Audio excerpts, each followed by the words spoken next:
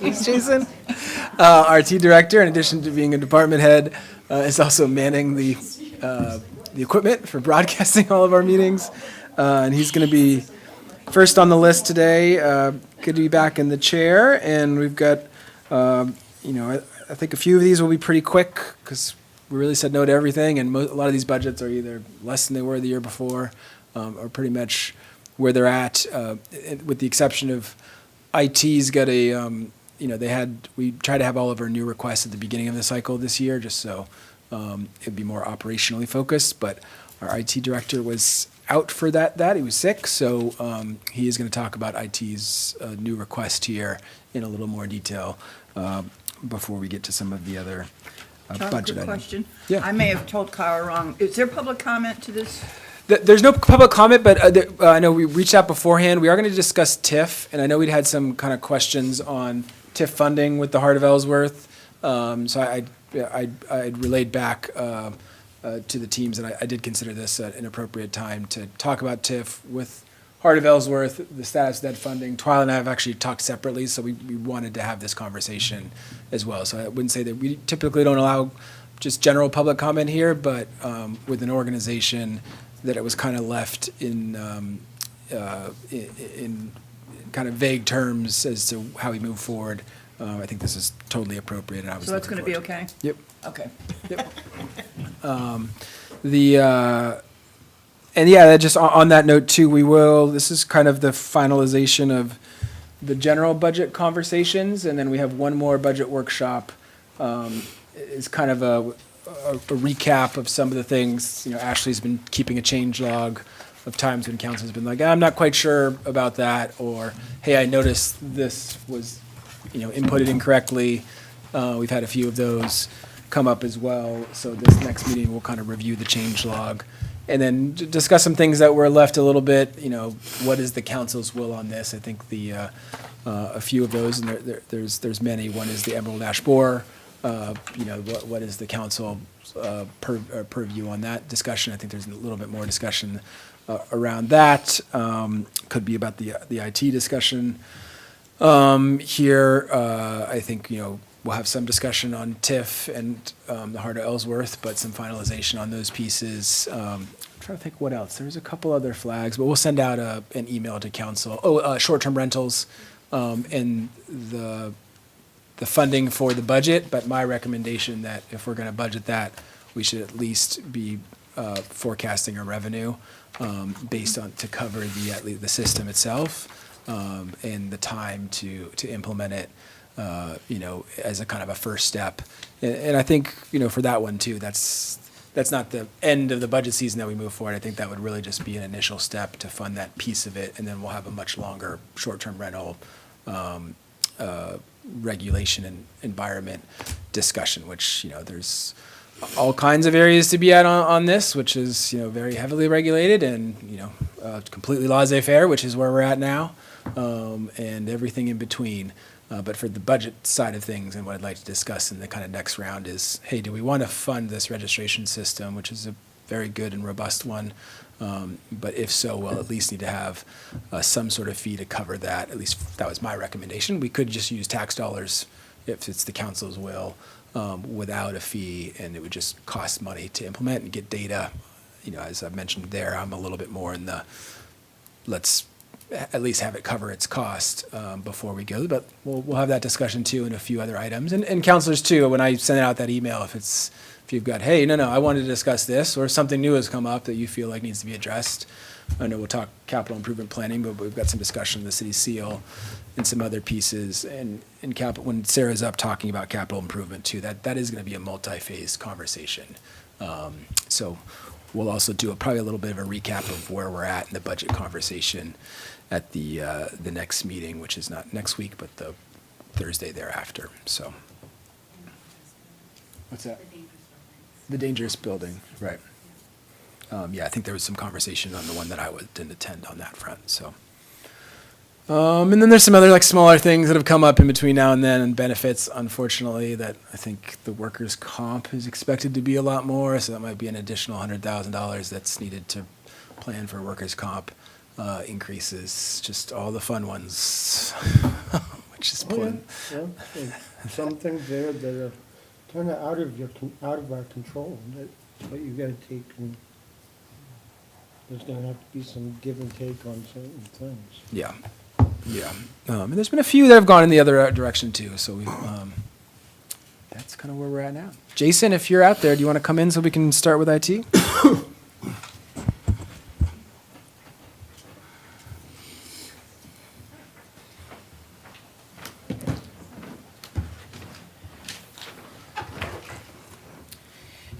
Good evening, Council.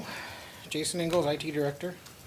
I guess I'll just go through this in the order that it appears in the book, starting with my new requests, which begin on page 39 per my notes here. This would be, so the new requests I had 3 of them. Charlie cut all of them. So I'll go through them in case you're feeling particularly generous and maybe you want to let me have them anyway. I don't know. No. Anyway, the first one is upgrades for the council chambers audiovisual equipment. We've had a lot of complaints about the audio quality, display, placement, things like that. So we would like to upgrade the equipment in here. So we had requested $15,000 for that. So that's what that item was for. I don't know if you just want to move on, have questions, how you want to. Yeah, I guess maybe I'll. Yeah, so as just noted, I'm kind of no to everything this year. Not that it's not needed. I agree. The quality isn't awesome. We have had some complaints. We've tried to reorient the workshop meeting to be directly over that mic. That seemed to have helped.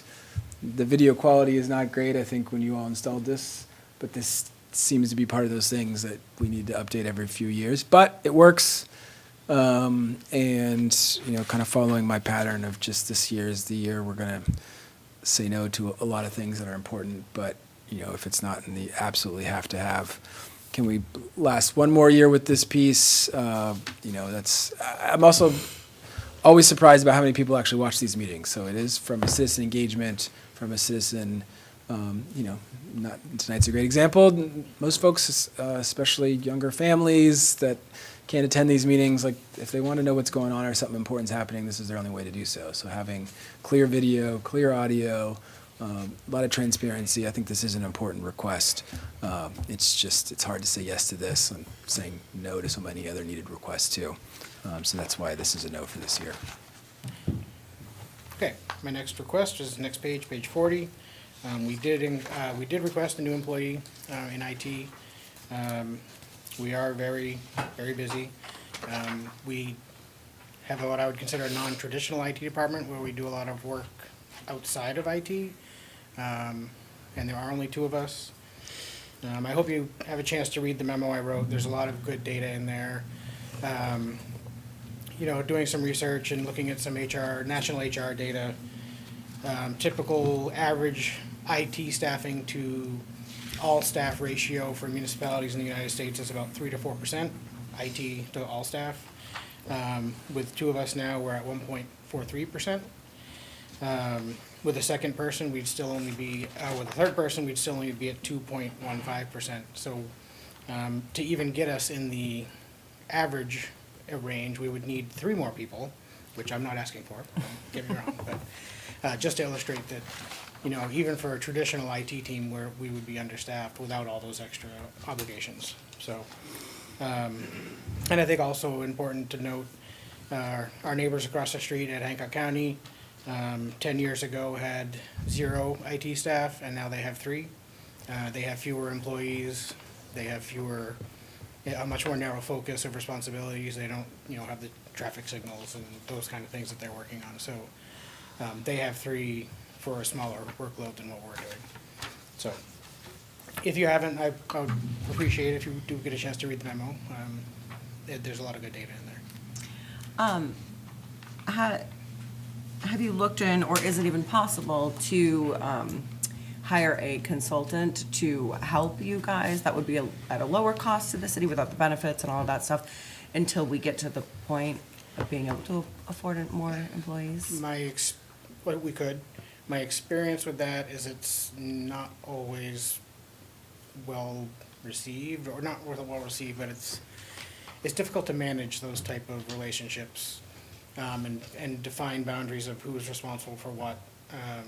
So if there's a chance that this could happen within a year or two, I'd almost rather just limp along as it is, than try and manage that kind of a relationship, honestly. So, Yeah, and just to chime in there, like that's really one of the super sad parts about this piece. And we're assessing, we've brought in a consultant to kind of be in this piece as opposed to having to hire multiple people, take multiple years.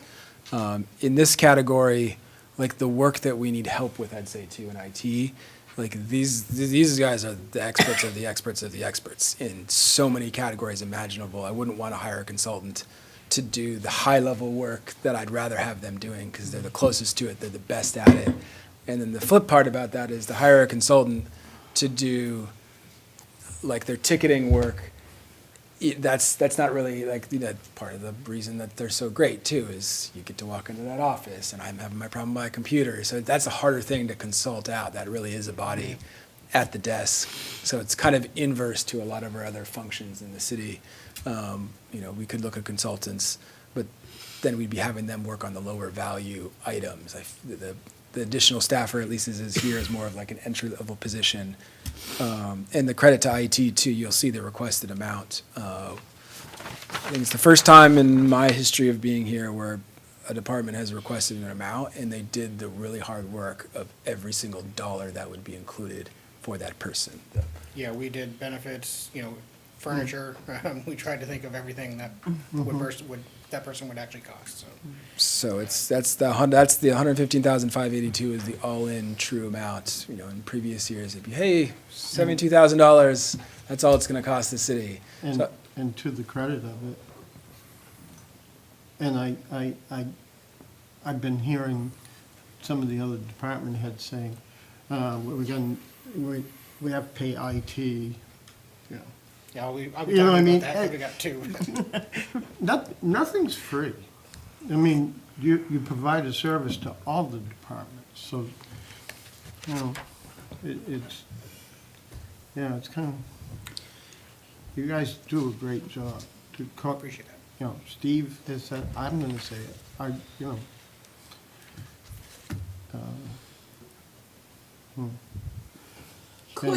Could paid internships with a small stipend help you on those low-ticket items? I mean, like graduating or third-year computer science major from, Possibly. I know how good they are because they keep me going. A lot of the issues, That's a good point, Carol. a lot of the issues we have with interns are the access to law enforcement data that they would be exposed to, and we have a lot of background checks and everything that they would need to go through, so that complicates matters a bit. Past it being useful at all, is it prohibitive? Yeah, I mean, I think just being a part of the help desk system, I mean, all that data comes into one central point, whether it's a police officer or a city clerk or whatever. So they would be seeing, law enforcement data that they would need to have the background check and all that process, go through all that process for. I think there's an interesting piece on this on the internship is kind of, there's always it's a double-edged sword in some ways. It's almost like, we got this grant, we got this thing, that's awesome, but like how much staff, like do we have the capacity to do that? The problem I've had with interns in government especially is the churn aspect. Because for IT, it's also going to be, we're going to have to train somebody new as an intern as they cycle in and out. And that investment that you have to make in training somebody to do X, Y, and Z is usually pretty significant. My experience in government, when I was director of communications in Massachusetts, I didn't have a large staff. I had to depend on agency staff, and it was always, let me try an intern, and it was so much more hassle than it was worth time-wise, and then they'd leave when I had the projects. The one area that I found it was helpful, which is I'm wondering if there could be a component of this, was like social media, digital media, some of the posting stuff. Like that was an area where I could create like a a pretty quick like onboarding training process, and these youngsters like knew better on all those things than I did. So I was able to like have a new intern that was there for 7 years, just every semester. Here you go. Here's the new internship for the social media aspect. You know, here's your portfolio. Here's what I need you to do. That was like a week of training, and then a pretty light lift for that piece. So I do wonder if there's anything in IT that would be in that category. But to get to those lower ticket items, like I'm just thinking about you guys now would have also a new management responsibility that would take a ton of time. But it's an interesting concept.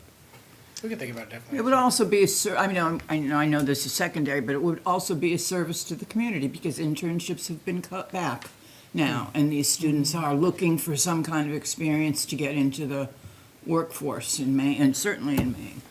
We've had high school students reach out to do those kind of internships. I've never worked with any like college level, but we really can't. It's hard with the type of work we're doing, and in the time maybe it would take to get someone up to speed, and just it's almost with a high school student in particular, it's a time loss. I think. Oh no, I'm talking about students ready to graduate in computer science, and they're amazing. Yeah, They that would really be are. different for sure. But we would have to put them in we'd have to think that through. I was thinking HCTC, and I was like, I wonder what the city councilors are going to think when they try to do their onboarding with a high school student. Yeah, no, that's, Good luck. I'm with her, juniors, seniors in college, seniors in college that it would be a stepping stone. They might even get one that might even come stay. You know what I mean? But I do hear the concerns about security, the sensitive information that you two have to deal with. Yeah, it's Yeah. under, there's a CJIS policy, we get audits by the FBI, and I mean, they Yeah, check all yeah. that, so, yeah. Yeah, and this one out of all the new requests was the hardest to say no to. In fact, I think we talked much earlier on how much pressure I was seeing on them in the system, and that I really felt that they needed additional support. And I think if you were to pull all of the managers, to say, hey, who needs it the most, it would be IT. I think a couple years ago we added somebody to HR because our HR director literally hadn't taken a week off in over a year, maybe 2 years. And it's just like at burnout point. I think most people in the organization was like, do this with that person or else the whole system is failing. And we're teetering on that with IT. Well, I think one thing, it's frustrating for us because we know what else we could be doing, like, we're held back because of the hours in the day. So I just think we're frustrated because we really know what the next level would look like, and we want to get there, so. So do we think we can get there in the next, it sounds like it's a priority within staff? Yeah, and it's one of those things too. There's systemic risk. I hope Jason and Nate stay here, another decade. They're some of our longest serving employees, actually. But you never know. And to me, it's also as an organization, we've seen this in the past where we just don't plan well enough for succession and if they get sick for 2 months, then we'd be in a much more expensive situation, and we'd have to be like, hey, there's going to be some service downgrades. Your traffic lights might not be able to be fixed on time. Your police cruisers, we're going to lease them, and then we're not going to be able to outfit them because IT is not going to be able to do that. And we're going to be scrambling, and it's not just one department that we're going to be scrambling to fix. It's going to be every department that touches IT. So there's a systemic aspect to it. There's also, I think, a future efficiencies in the whole system aspect to it. AI is coming, and these two know this stuff better than anybody on staff. They have unique insights that have been helping me and a lot of our department heads. They do trainings with all our department heads. There's a lot of areas where I don't think AI is for a long time is going to help us. Sadly, they're in our most expensive parts of government. The fire department is not going to be able to be AI'd. They do very critical health and unpredictable manual labor. Same thing with the police department, unless we wanted to go to a drone nightmare scenario. We're going to need, I want real police officers.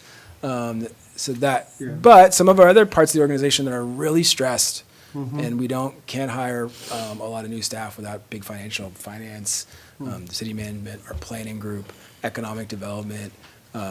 These are organizations with code that with 1 or 2 people in the entire thing for the fastest growing city in Maine where we're just maxed out. And another person in IT would actually, for the lower, I hate to say value, but the more entry-level work on tickets, the 75 to 100 tickets a month, plus the walk-ins, they're just, you all included, have probably knocked on their door more than a few times when you're coming through City Hall. Their day's always getting interrupted.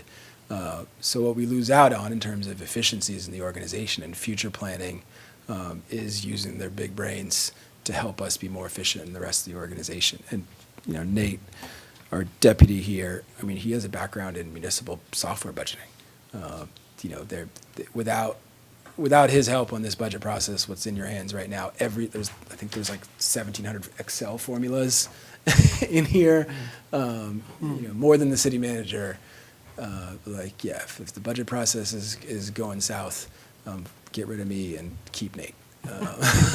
I've done a lot of extra work too without the finance director here on this, and Ashley and our deputy, but IT's doing that. That's very not typical in an organization. Which department you really spend a lot of time working with? Well, it depends on the time of year. Finance this time of year is a lot. Yeah. I would say probably police. Please, They have a lot of technology, yeah, and it has to be done very carefully so it's secure. no, Yeah. yeah. And there's other things too, like we're holding back. I think that's one of the things with HR that we really found when they needed some support, is the whole organization was holding back from asking HR for help on a bunch of things because they knew how stressed our HR director was. And then even when they got that extra person, like nobody can believe how they survived as one. And the answer was like, as soon as that other one got added, all these mission critical items for the organization, performance reviews, a performance review process. There's a lot to HR, tracking, workers' comp, Oh.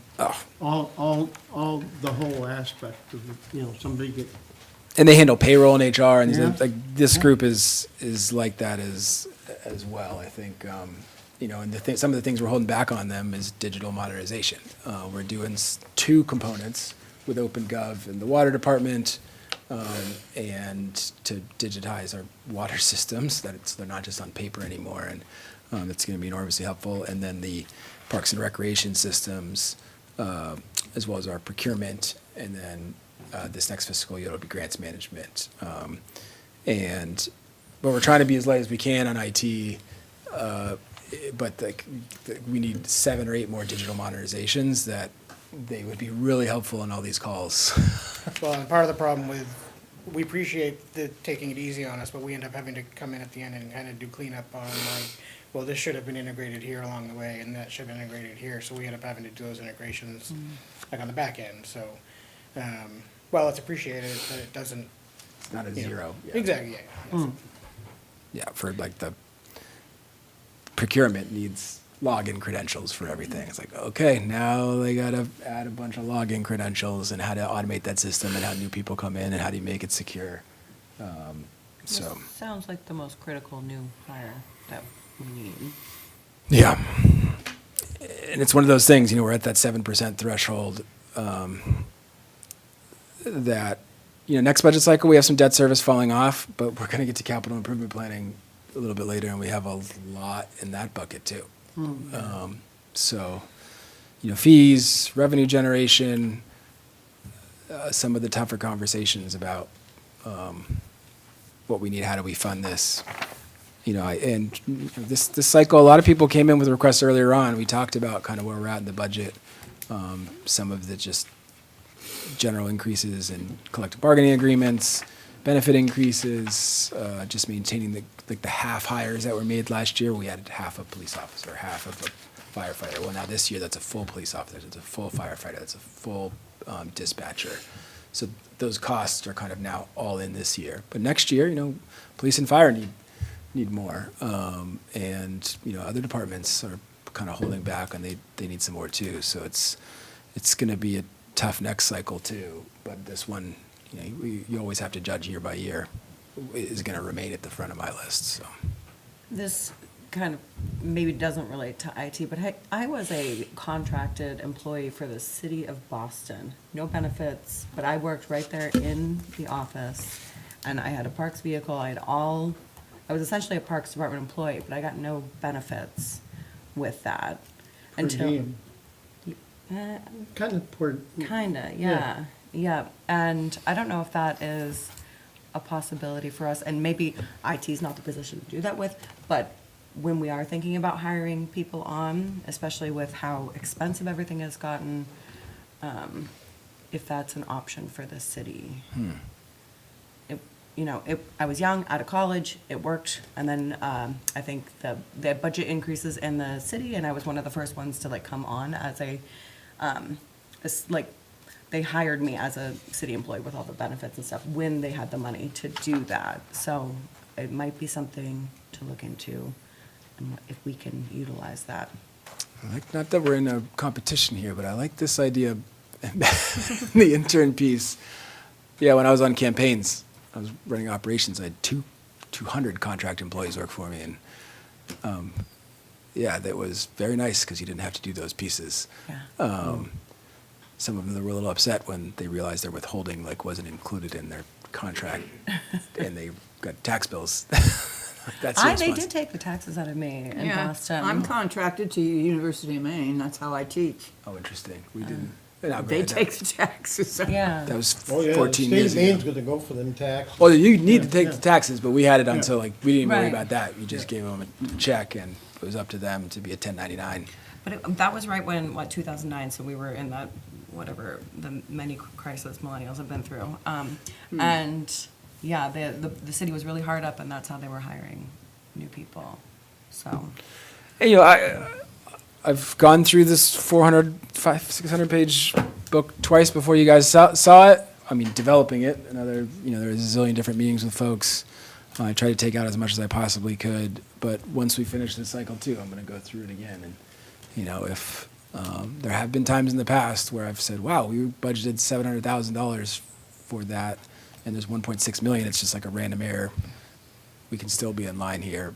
Knowing that was like for year one. Now that we're in the third cycle here, there's less opportunity for those types of big mistakes to be in there. But I'll look out for that, and yeah, that's the thing that's tough is like what has to go in here, in order to fund this. That really is like the question of, or do you want to raise taxes even more than they're already pegged to be raised? Because this is so critical. And there's certain things we talked about in finance too. We have like 2 or 3 things in finance that we've held off from bringing to you guys.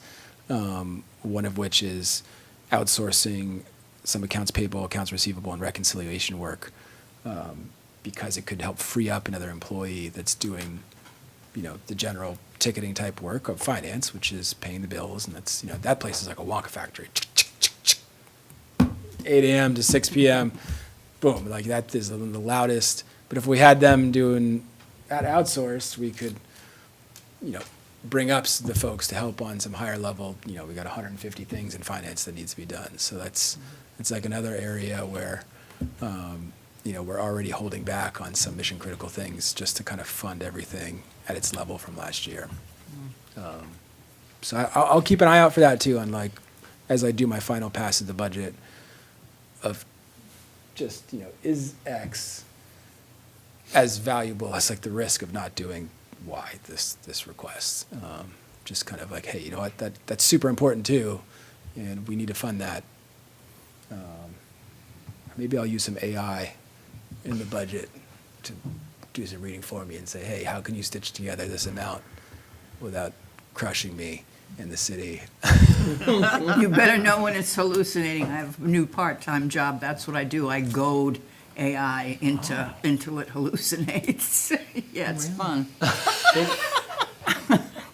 I'm not going to use Not AI that in we're the budget. distracting any, but I sat in the the school department's presentation on IT, and they're addressing those issues on how to set up so that the high school students use it for the right way. You see what I mean? So. Poor Jason's up here growing moss under his I Let mean, them talk. we're, Find the way. it's, I I want to fund this for you, but Yeah. this is, No, we it's so get it. tough. No, we And, definitely understand. and I, like I said, I like seeing the fact that the other departments that are using you are paying for your use. You know, your time is valuable. And the materials that you use too. Yep. You know, I mean, you know, So I just need to know for the change log, do we want to see this in the budget or do we not want to see this? Because currently it's not in the budget that you have. So do we want to see what it looks like in the budget? Do we want to? I'd say this is in the revisit along with the short-term rentals. I mean, that's one way to do it. If you want to have a higher fee on short-term rentals, cover this, you could make that fee. Boost that up 5-6 grand. We'd be home free. Yeah, you could do parking kiosks. That's the thing. You can pursue very politically unpopular revenue. It's just- oh, You yeah. know that Airbnb you got? It's funding our IT department. yeah, it's the hard thing about all this is Oh, you yeah, know. and I've been, yeah, what's this about fee? Yeah, it's like, We'll revisit it at the next budget conversation. Can you do when you Okay. do the new budget log, like with some of these requests that we are looking at, like without, what it changes the total with and without it? Like what if page or something? Oh What yeah, if? we can build the calculator that we did last year at the end cycle, where you can basically we kind of did Oh, something yeah, like this. yeah. We put it on the big board. We had like, if you do this, it's going to go from 7.1% to 7.8%. If you take it out, it'll go from 7.1 to 6.4%. You know, I can show you what would happen if we didn't have the benefit increase, like the employee benefit increases that we had no control Don't, because we over. can't even I guess yeah, do well, anything about it, so just be sad. just to make everybody really sad. Yeah, really sad.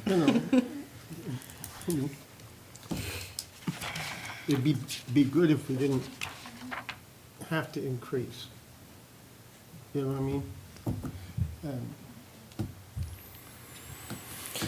Yeah, so we'll definitely have that kind of functionality, so you guys can see the calculator and have these pieces, and like you bring it into the budget. This is without offsetting cuts. This is what it would be. It's the same thing for the Emerald dashboard piece. Yeah. You know, you'll be able to see that in the budget if the council wanted to move that in. That's not currently in here, so if that Right. moved in, this is what it would be.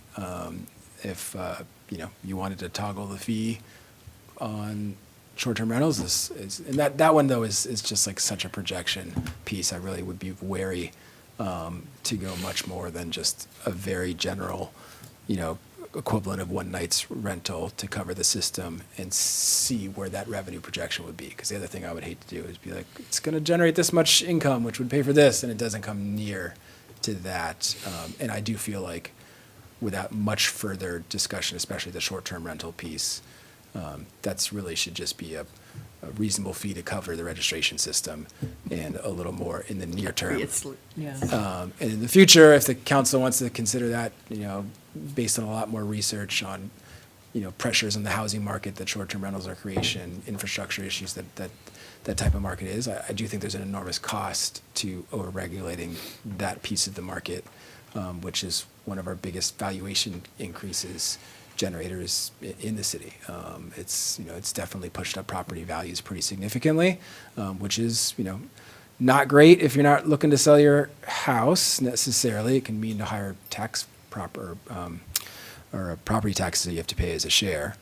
But it is real money. It is, if you know, it does create real value and there's all kinds of research on places that have over-regulated that part of the market, and it ends up being a net loss to the city. You're like, well, we gained $340,000 in revenue, but you've devalued the housing market so much that you basically, like, you lose that much revenue. So it might seem like you've got a new income stream, but it's a total wash or a net negative because you devalued housing in order to do it. It's one of the really tricky parts about over-regulating the markets. You are intervening in ways that you may not understand what they're doing. So sorry for that sidebar, but Quick, jump in while you can, Jesse. Move on to the next one. Page 44. We had asked for funding for new video conferencing equipment, which is essentially these Zoom appliances, Teams appliances, whatever you want it. Those are all purchased around, well, early on in COVID. And they still get used a lot. And we've had a lot of issues lately with them dropping out, crashing during meetings, things like that. So we were just trying to get ahead of that, kind of behind it at this point, but, and get them replaced with some more modern equipment. But that's all that is. And this one was the same, no, to the other upgrades. Definitely think it's needed, but Is this for all, let's see, so it would be this room and the This auditorium? room would have been under the AV upgrades for this room. So these numbers would have been for, I'll miss some, but there's some at the PD, there's training room, auditorium, wastewater. There's several, yeah, so. This would replace basically everything but that one, because that was under the other item at the beginning Oh, for the okay. council chamber AV upgrade, so. And then is there any benefit or non-benefit to upgrade piecemeal, one at a time? We in order- can, it's nice to be able to buy all the hardware at once, because then you're on one piece of hardware to manage, firmware updates, software updates. It's much easier to just do it all Especially at once. a staff of two. Well, exactly, and we're trying to get better about buying stuff in larger batches Yeah. because of that very reason, so. It's easier to manage one large batch than a few of this type and a few of that type, so. I would also note this isn't just like a request because, oh, we should get the new equipment and this is like, it is a problem. Especially in the auditorium and a couple other areas, you lose, you can't hear anybody, the thing isn't working right. There's like one that works, the one in my office still works okay. Yeah, the smaller ones seem to be better. These bigger ones are the ones we've had the trouble with.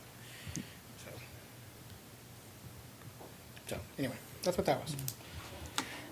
My next budget item is the Kobe budget, which is on page 76. Kobe is the city's fiber network.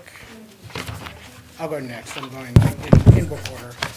Oh, does that mess you up? Okay. It's on 78, I think, for us. 78, okay. So this is our city fiber network and the shelter that goes with that, where we have the equipment. So this funds electricity, building maintenance, network maintenance, pole rental fees. Biggest change here is I dropped our revenues a little bit to better align with what we're actually seeing in reality. And I've increased maintenance by $5,000 because when MMA, the insurance company, did an inspection, they noted that the outer coating on the building appears to be delaminating in places from the underlying concrete. So we need to have that looked at to see what can be done to repair that. So I had a little extra money in there for that.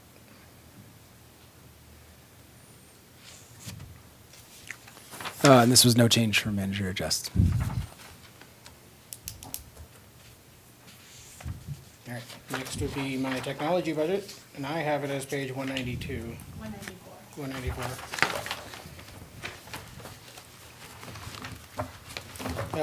So you'll note here a substantial decrease, and I'd like to say it's because we made massive cuts and we're way more efficient. But the reality is, it's because we've shifted a lot of our costs onto the individual departments, particularly with software expenses and shared costs. So historically, any software used by any department came out of IT. It was budgeted under IT. So what we've done is if it's a piece of software that just benefits the PD or the fire department or the city clerks or the finance office, they now have that under their budget.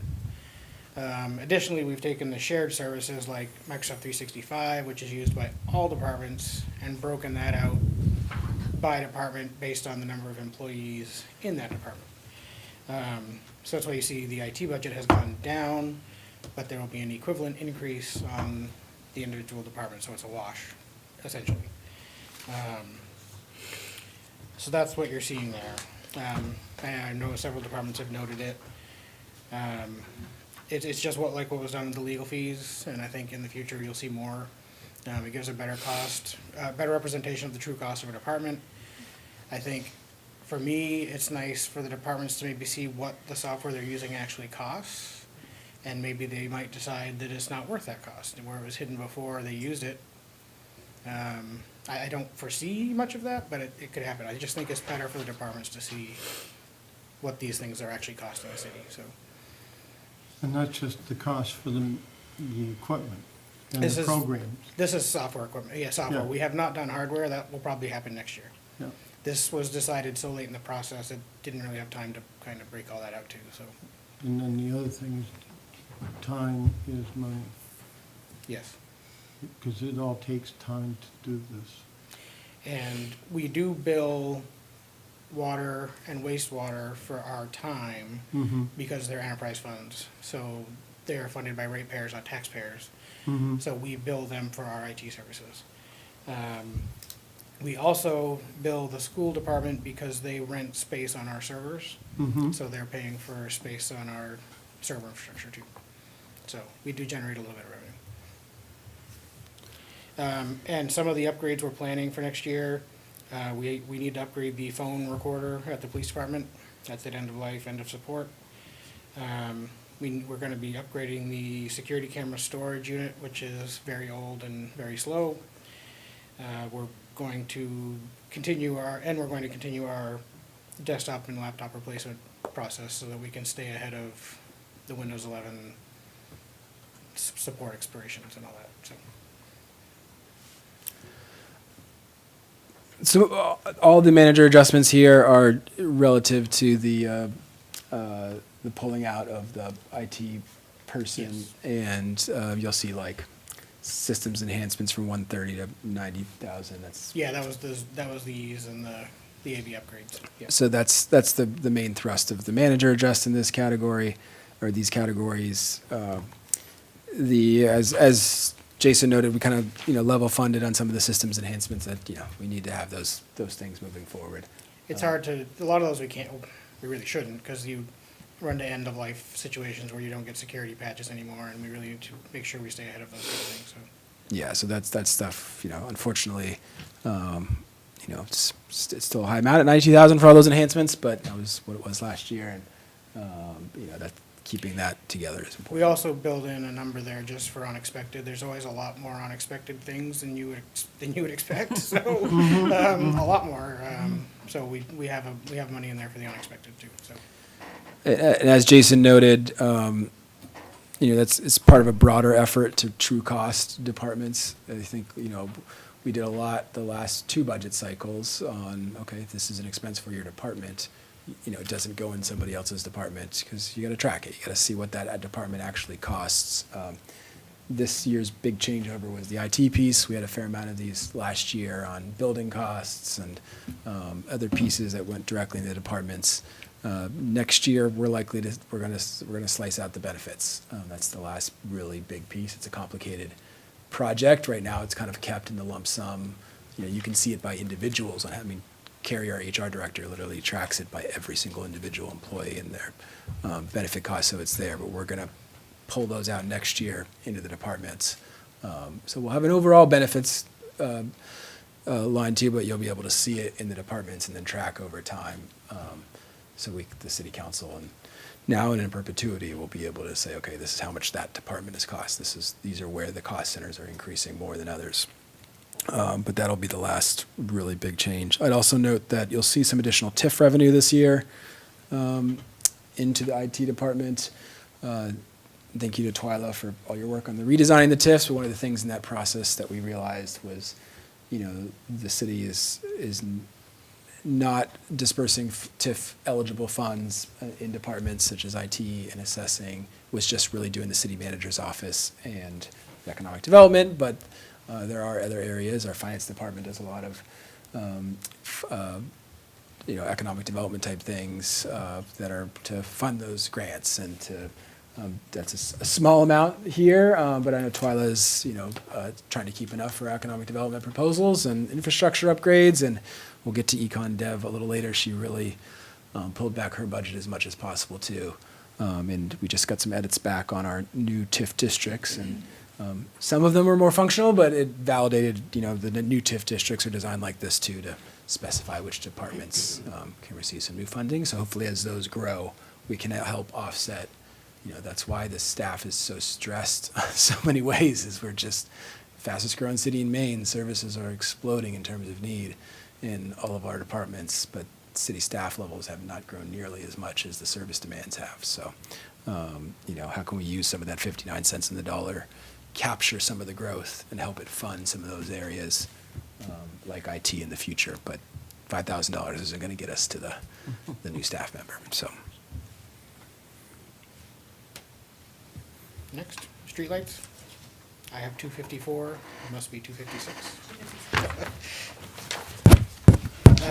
So we've updated this budget to reflect the streetlight project we're working on with Versant and RTE. That's coming along. The new lights will be installed they're supposed to be done by June. So that's the current plan. New lights have been purchased and all that. So this reflects new maintenance costs, new expected power usage. This also covers the ornamental streetlights on Main Street, High Street, Myrick Street. So this is where we're at. It's an increase over this current year, but this current year was under budgeted, so it's really not a big increase. It's probably gonna be less actually than what we're gonna spend this year, once you factor in what we went over.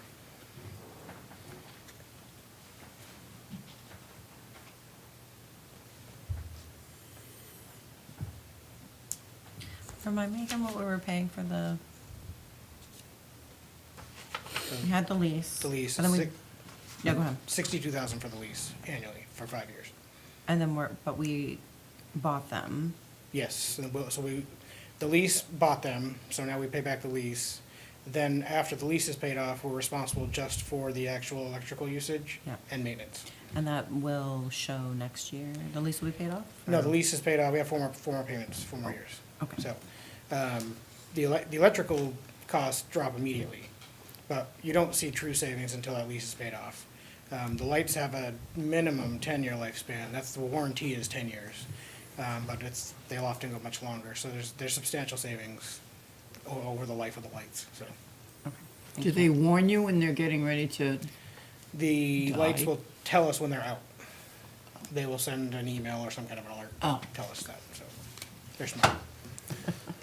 just another plug for the IT team here. Not a lot of IT teams figured out these kind of proposals to make them cost. You can just see it right here on this year we were over budget on power. This is kind of a consistent theme, I think, throughout this cycle, as noted before, increased cost of gasoline due to recent events, but also double hit with the loss of our renewable energy sources. The solar fields that Ellsworth has a fair amount of credits from were down for a significant period of time. So we get kind of double dinged in power in terms of loss of our renewables, increase in the fossil fuels. It was a very tough year for power. I think that's why you've also seen in some previous council meetings and requests for additional reserve funding or budget freezes. We're trying to make sure that we'll be able to cover some of these overages and things like power. But next year, you're down $30,000 even from, even if there was to be that same situation next year, well, these streetlights don't take as much power. So they're, whether the solar panels go down or whether the fossil fuels increase, like, our entire streetlight system is just taking a lot less power and will cost less money.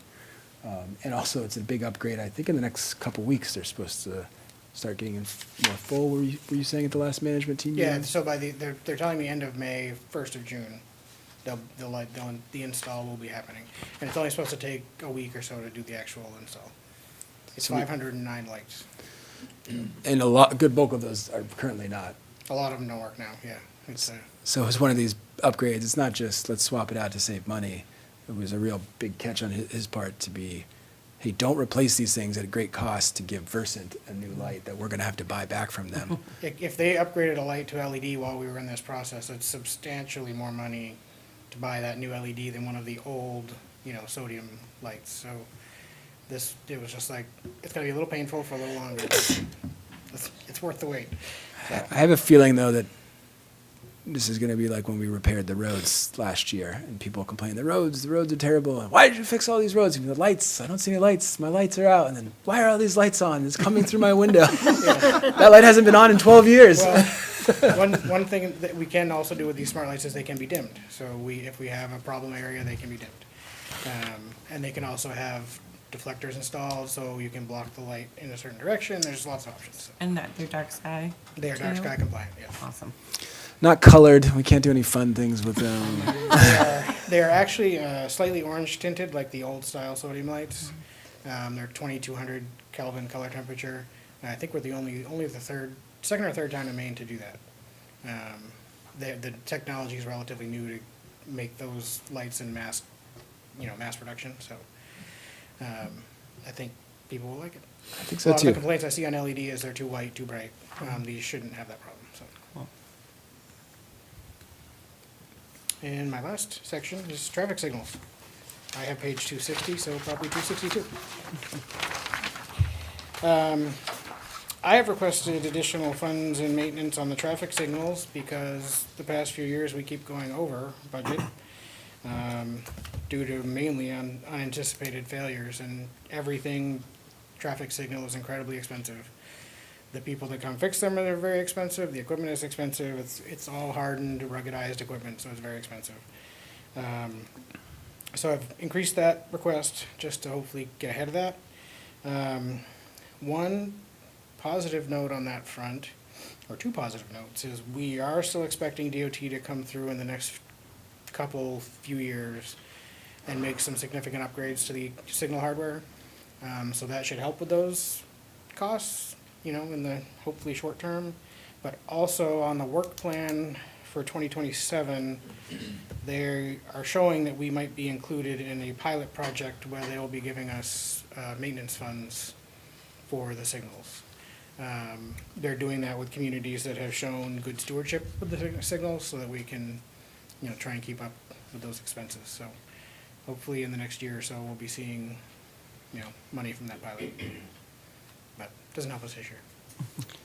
Have they reached out in the past on having you help with other signals in other cities? And We've had some conversations about me helping with Trenton and Bar Harbor. We haven't gone very far with that because I don't know what that would look like, so. And I knew it would have to be at a benefit to the city somehow. I don't know how you make that work, so. maybe funding a Yeah. Well, so we didn't go down that road too far, but we haven't said no, so. As long as, see it. We'll need If a it van, benefits though. the city, remember this, in my thought process, if it benefits the city, it's gonna benefit you. Because that's revenue, Right. it's gonna come into your department. Last year, I talked to you about that light down at Water and Main.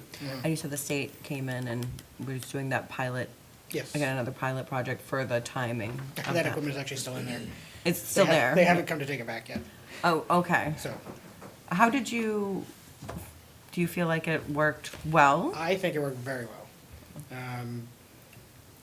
And it worked very well, and it was set up in a very temporary way. So it wasn't even set up in a way that it would be set up correctly or permanently. Meaning that the detection they were using wasn't the proper detection for that type of a setup. So it would work even better if they had had the correct detection cameras. So I believe it was very successful, just from observing how it adapts to the traffic in real time. Yeah. What's It would be the great to have that. future of that? What does that look like? So that was a DOT pilot, it was a DOT project. Part of the upgrades they're looking to do with the hardware would be adaptive controls. I don't know if they will use that adaptive software or not. There are a lot of different adaptive options, so I don't know what DOT is gonna go with on our project. So I know they've used Econolite in other places. This is a different one. I can't think of it off the top of my head. This one is actually European-based. But So it the, uses the camera to sense the vehicle. so at the the intersection. cameras we have now do vehicle presence detection, so I have like stop bar detection. This uses a camera to look way out and anticipate what's coming in real time, and it adapts those timings as you go. And like with the upper light to the lower light, it can adapt those timings based on turning traffic and tell the lower light, you need to adjust your timing now because this one's seeing more, so. without going too far into the weeds, that's, Yeah, it's very intelligent software, and AI. So we might lose that for this summer season. I'm guessing they'll come collect their stuff, yeah, before too long. Sad. But I think they were just waiting for the snow to melt and better weather. Well, let's not remind them. Yeah. That is there. They might forget. There's quite a lot of value They've there, I'm been guessing known they to have. do that. Could get somebody to have a weather Well, it's not their service. equipment, it's the vendor's equipment, I'm guessing the vendor won't forget. So, It sounds like a pretty good system because they still, in a lot of places, rely on the ground sensors. yeah. Yeah, we don't have any of those left, so, Hmm. the frost got the last one, Those were very problematic. yeah. Cameras can be too, but Hmm. there's no perfect solution. Well, thank you. I just also note that in addition to being excellent employees, they're also just really good people. I know Nate was over at the STEM night at the school, volunteering. I know you've done a lot of like the traffic light demonstrations on the old ones to Yeah, yeah. show kids like how it works. I think it's one of the things we try to model in our new employees coming in is that they have that kind of love of Ellsworth, a real anchored in purpose and what these jobs mean to help people. And these two kind of set the mold for that. So thanks to you and to Nate, of course. Thank you. Thank you. Back to the. Thank you. Back to your cabinet. All right, we'll head to economic development next. I think page 568. They don't do well in page numbers though in IT. It's very interesting. They put the page numbers together, but Yeah, we gotta go way back there. Twyla Fisher, Director of Economic Development. And I will share for, Charlie, I don't know that, you probably didn't get to see the slides I sent you. no. Okay. I'll probably just pop them up and we can talk about them, but when we get to the TIF part, because Beckwith Hill was undercalculated for this coming fiscal year, and I discovered that after we talked this afternoon. Let me try to share my screen.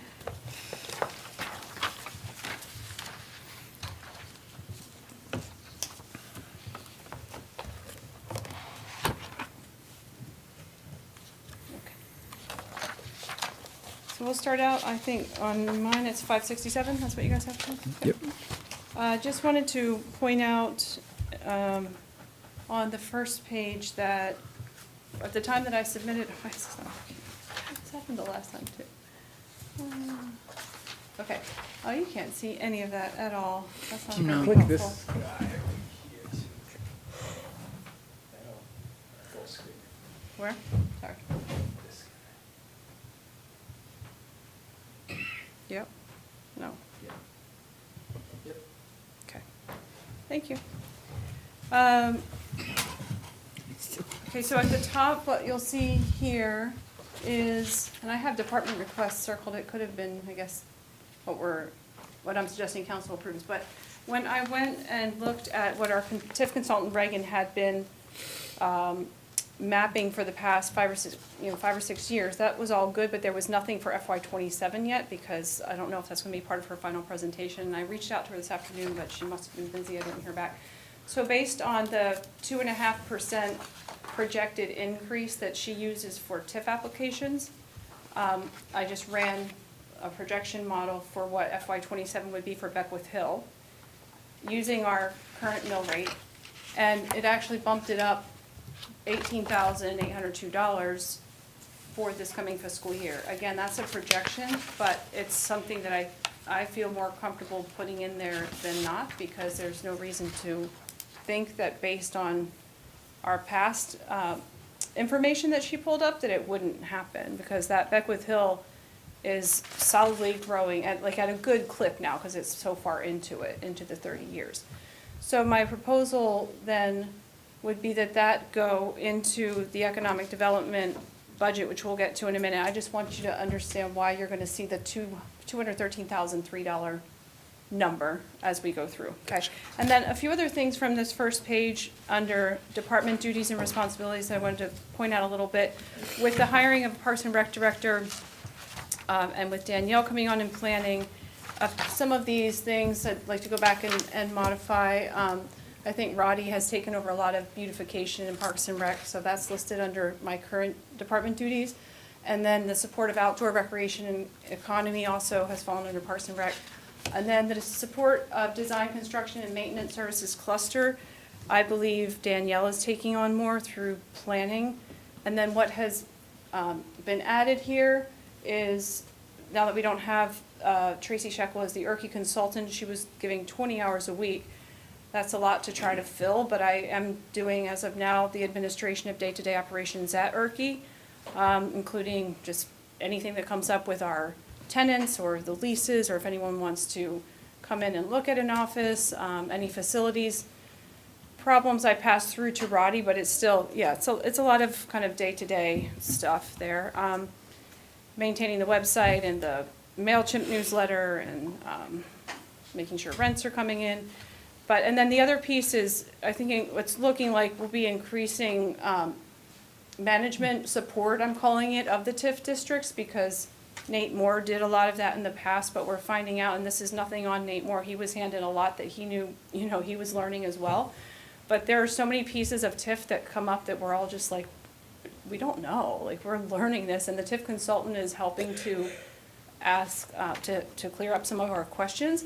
But for us to really understand TIF and to have it operate as it should in our budget, and even moving forward to know we're getting the right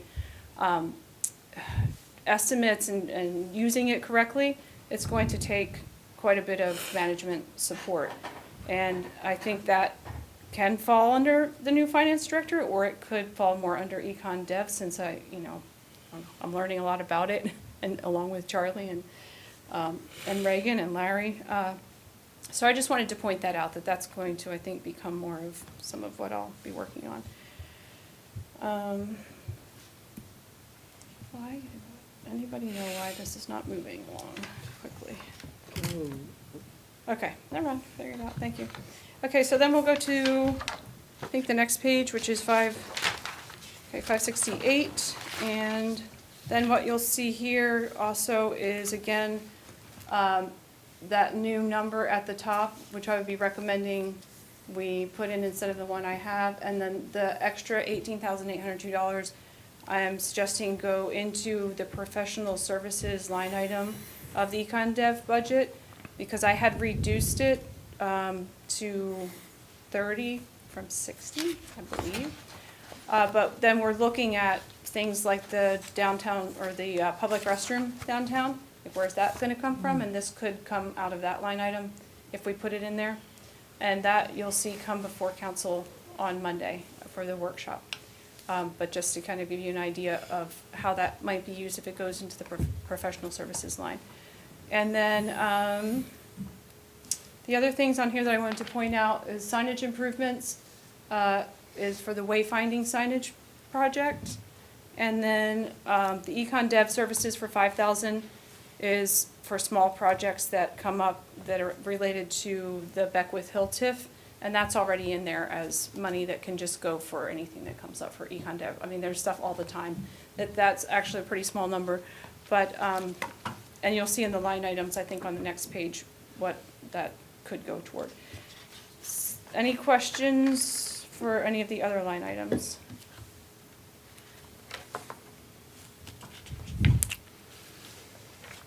I think everything pretty much.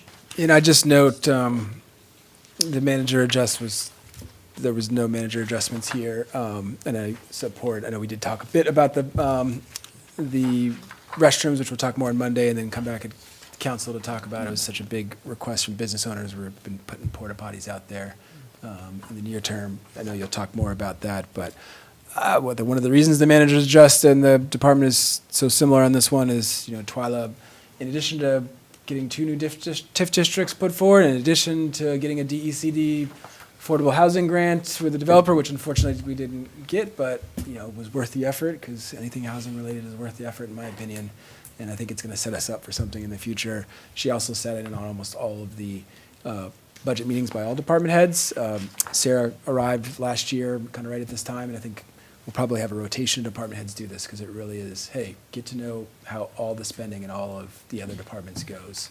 So she really had incredible input on all those things, and, you know, seeing the budget freeze, seeing the increases in other ways, she just of her own accord came in, and after showing what really econ dev needs, I'd say this is similar to kind of Parks and Rec, but at the department level, she's like, I'm pulling it all back to as much, like, to as bare bones. This is what, like, the most bare bones econ dev type budget you can put forward. So it's a big reason why there's really not much more to cut, in my opinion, in this area. She's already gone pretty much as low as we should go, while still maintaining some core functionality for a lot of our current projects. Thank you, Charlie. And yeah, you'll see on 569, most of those arrows are going down. The one that went up again was the signage improvements. So for the wayfinding signage, I did add that. But, and then the IT service and subscriptions, which again apply to all departments. That was not my doing, but it was put in there, and that's perfectly fine. But that, so that went up, because it was Did you never hear in there. that, Jason? We found somebody that agrees with it. No, I get, it's fine, I just, Yeah. that's something that's gonna show that it's going up because it wasn't in there before. So, but everything, yeah, I mean, I really tried to cut a lot of other things, back, including even like legal, which doesn't have to be, you know, as much as it was. I think it was 2,000, I cut it in half. You know, just anywhere we could, just cut it back a little bit. So, any questions on that? And then on 570, you will see, I just wanted to point out again, for professional services, and we're increasing that item. As of now, it says this account covers anticipating consulting services or match funds related to the Village Partner Initiative, TIF accounts, Thriving Communities Program, and Reconnecting Communities Program. The latter two are for our High Street corridor. But, you know, anything in the TIF accounts that's already been approved under Beckwith Hill, professional services can cover. And then that $5,000 one, a little bit further down, 2 down, Econ Dev Services. This covers the cost of professional services to repair, maintain, or install anything related to Econ Dev programs, events, or facilities. And I don't know, I just copied this over from the prior year. I'm not sure why electricians, carpenters, and welders are in there. But, you know, these are just kind of service costs that can come up as part of running Econ Dev programs. And just stop me if you have any questions, otherwise we're going to move along. If you go over, I think, 2 pages then to 575, I think this may be when I have the next. Yep. So here I wanted to point out again how the numbers change a little bit if we add in that extra $18,802.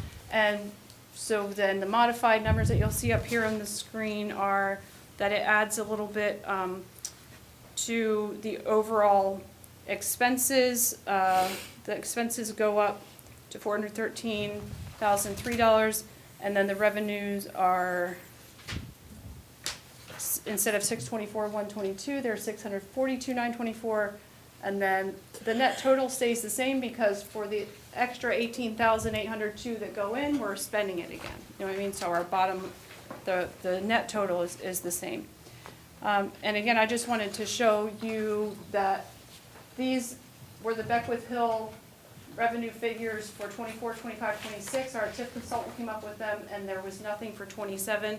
But based on that 2.5% projection, that's where I got the number, and our mill rate, that's where I got the number for FY27. And if that changes, if I hear back from her and she's like, no, I have reason to believe it's not going to be the same projection, then we'll have to come back again. But Why did it go down in 26? so every 5 years, there's a revaluation. That's what she said. She does her projection, yeah, like there's a, if you look at the TIF, and I'm just going off of the ones we just submitted where I saw her 30-year projections, every 5 years, she said that she's accounting for a 10% reduction for some sort of revaluation. So that's a question for her. So why did it go down for which one? If you look at her, Twyla's notes there, Oh. FY26, it actually dips So- down to 627. Oh, in terms of the revenue. So Yeah. that would have been the year that she projected that, what did she call it? It's in my, I'd have to look at the application we submitted. But yeah, that goes down and then it goes pretty quickly back up again. I don't know. That is a question for her, and I will ask her to include that in her final report to council. Yeah. There's another piece too, that these could be actuals. We were kind of talking about this earlier, and is the valuation changes from last year on like 30% increase to the waterfront, 18% to commercial and residential. So that, we had a roughly, I think, 4% increase to city government across the board. That's school and city and county blended. But when you have a waterfront valuation of 30% increase, that whole category of the city absorbs more of that 4% increase of the government.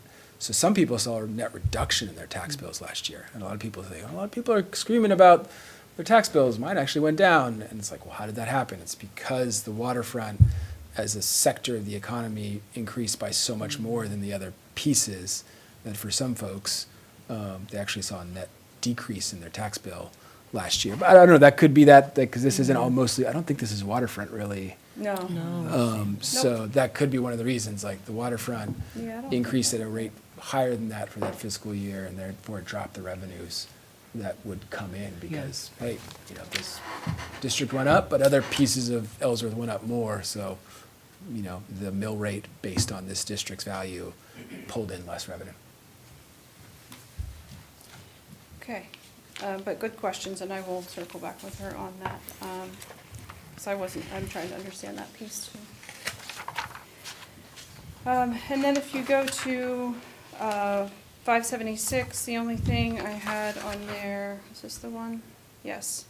So here again, you'll just see at the top, this is something that, I don't know actually what you think about this moving forward, but, so because we added in these city department allocations now for staff time, like that we're allowed to put something from their salary, basically, like the added hours, we can call that like a salary allocation.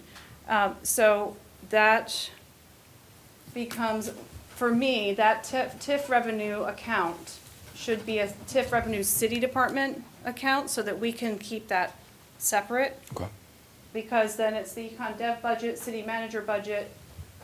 I am very happy that the transfer to Erkey, I took the 50 grand out to save some taxpayer dollars because I really am determined to make the rents that come in through that place, at least make it budget neutral. I don't know that we'll make money, but there was no reason, I didn't see a reason to have to keep 50,000 in there for Erkey.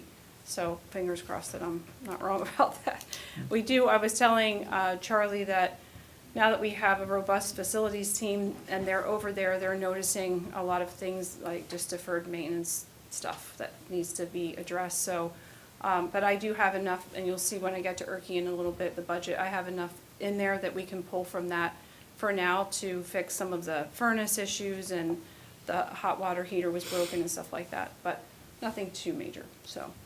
And then so what's left from what's not been allocated, then I am proposing would go into the TIF unallocated, call it like other economic development monies, because that could go toward, I don't know, like if we get the downtown corridor district, there was some money that could have been ported to Heart of Ellsworth, like that was part of what was already in the Beckwith Hill, that once there's a downtown district, and there is unallocated money, for lack of a better term, some of that can automatically be ported over to a nonprofit doing downtown work, for example. And there's never a lack of reasons to use this money. It comes up all the time. We can use TIF for that. We can use TIF for that. And we're not always sure we can. But having this TIF unallocated other economic development line allows us to kind of have some flexibility with that. Okay, so Does that make sense? that TIF unallocated is this net, or the net request, See, which is the negative. If you go back to 575 and you see that net Yes. total is negative 229,921, that's how much, we have not. Now, but that can't be just, as Twyla mentioned, we can't just say, great, let's reduce the overall budget by $291,000. No, like that has to go to economic development, eligible activities per the district, to be invested in the district or under very specific reasons to do so. Last year we did, some of the assessing pieces, and also because of that undesignated, it gives us the flexibility, unlike the budget cycle, which is, okay, we're gonna collect those monies, we have to, it's mandated. And if something comes up, economic focus grants, that we want to apply for, that needs a match in order to get, really big dollar figures, some of any of those pieces, like there is still some funds there to do so, or we let it carry over into the next year and build an undesignated fund balance in TIF. That's one of the things that we're working on as a team, as Twyla mentioned, is, they had been carrying an economic development, or the TIF, a fund balance, and we've been under for most years, but we gotta, there's probably a significant, how significant amount of undesignated beyond the 229. We didn't spend our TIF monies this year. The prior year before that, we didn't spend it. As one of the things I noticed in the budget was they weren't even, for a while, changing the valuation increase in the district. I should say that it was happening, that we were assessing for it, but it wasn't being put into the budgets. So essentially there was actually money coming in that wasn't even seen in the sheets above what was there, so. But it's not like it's still there, like it got used by the general fund, like it just ended up being in the general fund and not, That goes against Right. the TIF, right? Like the And- rules of the TIF, though. but I don't think, like, Tip. the audits weren't catching it. So this was part of the reevaluation, redesign, moving forward. It's going to take some work to get it operating the way it should, and it's not like we can, I mean, at this point, it would have to be, even if we found out what that number should be and go back and ask council to pull from whatever fund Yeah. and say, make this right, make it whole, how would we, I think It's that's part of the hard to do. reconciliation process. There's going to be a number. There is in the 2024 audit. This is what your TIF balance is. I think in some ways we're fortunate because for a lot of these years, those TIF districts hadn't increased by a ton of value. And, more recently they have. So we'll have to figure out what that undesignated fund balance Yeah, is. do we get penalized by not rectifying that eventually, or? The audits aren't, I mean, if we ever, and I really don't know how this works, I'm determined to find out, but I don't know if there's ever like a separate TIF audit, like if the state ever requests, it's just a TIF audit, like outside of your normal. What would trigger it audit, is if but- we edited the TIF district. I think what the real inflection point is going to be here is going to be in 2030 when this district expires. And, or if we wanted to edit it between now, but the new TIF districts are kind of set up to mirror the functional or the expenditures of the current TIF district too, so that we could we'll have two options for hopefully you all be here. The little background I can offer to what I've seen other municipalities I've been associated with is that they take a percentage and this goes for this, this goes for this, this goes for that. So to make the upgrades to the district, to expand, you make it bigger than Yep. what you really need it, so the expansion of it. Yes. You see what I mean? So hypothetically, you could take 1% or 2% for recreation. Right, And that that's is- a broad yep, term. That's a in there. broad term. That could be used for playgrounds, it could be used for activities, you see what I mean? Yeah, and With I- the Parks and Rec Department. It- that Can't fund then- parks, it can fund trails. that- Yeah, can't fund parks, can't fund trails. No, but- I would also note that I think that why I mentioned the 2030 inflection point, and we're doing our own There are internal. some guidelines that you have to follow, because it's evolved more than what my experience with it was, because when they first introduced it, it was like, whoa.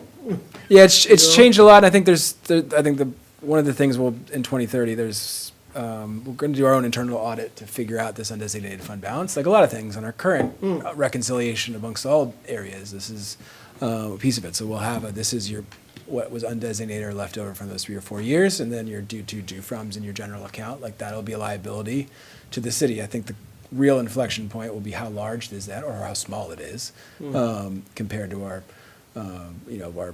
cash on hand. And then the piece in 2030 that we'll have to decide is, do we want to sunset the TIFs? And I believe just let it go. And then that goes back to the general fund. If you have a bunch of undesignated fund balance, if it's a big liability, then we can just say, that's a wash now. But that could be a big mistake because in new rules for TIFs, we can extend the period of time, but we have to have 75% of the funding go to, I think, housing initiatives, is it what it is? It has So, to be- Yeah, it has to be affordable housing, 75% of it has to be used for affordable housing, or it could go toward a transit-oriented development district. so it's a future off, and I think we've talked about a TIF task force to really tackle both those issues, what the undesignated fund balance is, our new TIF districts, how do we have stronger mechanisms for them, sequestering that growth so we don't hurt our revenue sharing for the schools. We can continue to invest in infrastructure to manage all this growth. But then also that 2030 point, let's start thinking about that now.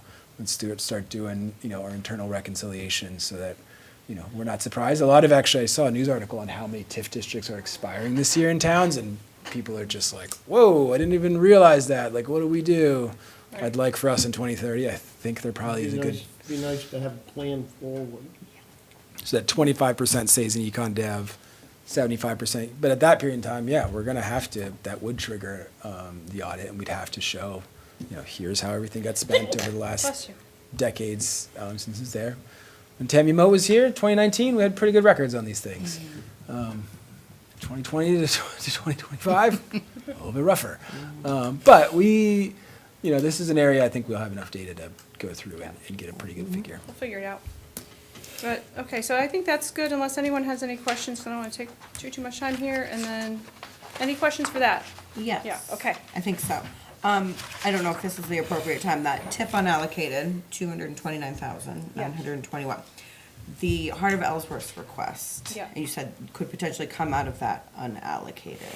Is that, A portion of it could, because there are some things like, some of it can go toward OpenGov. We're going to expand our OpenGov, what would you call it, applications, right? So, like, some of that, we're kind of earmarking, like, a lot of it is kind of earmarked, but yes, because once the downtown corridor, the new one, is approved, then that can be ported, whatever council decides, can be ported over to downtown purposes like Heart of Ellsworth, that's doing, like, for downtown initiatives. so this specific, which one am I in right now? Which TIF am I in? Is it all of them?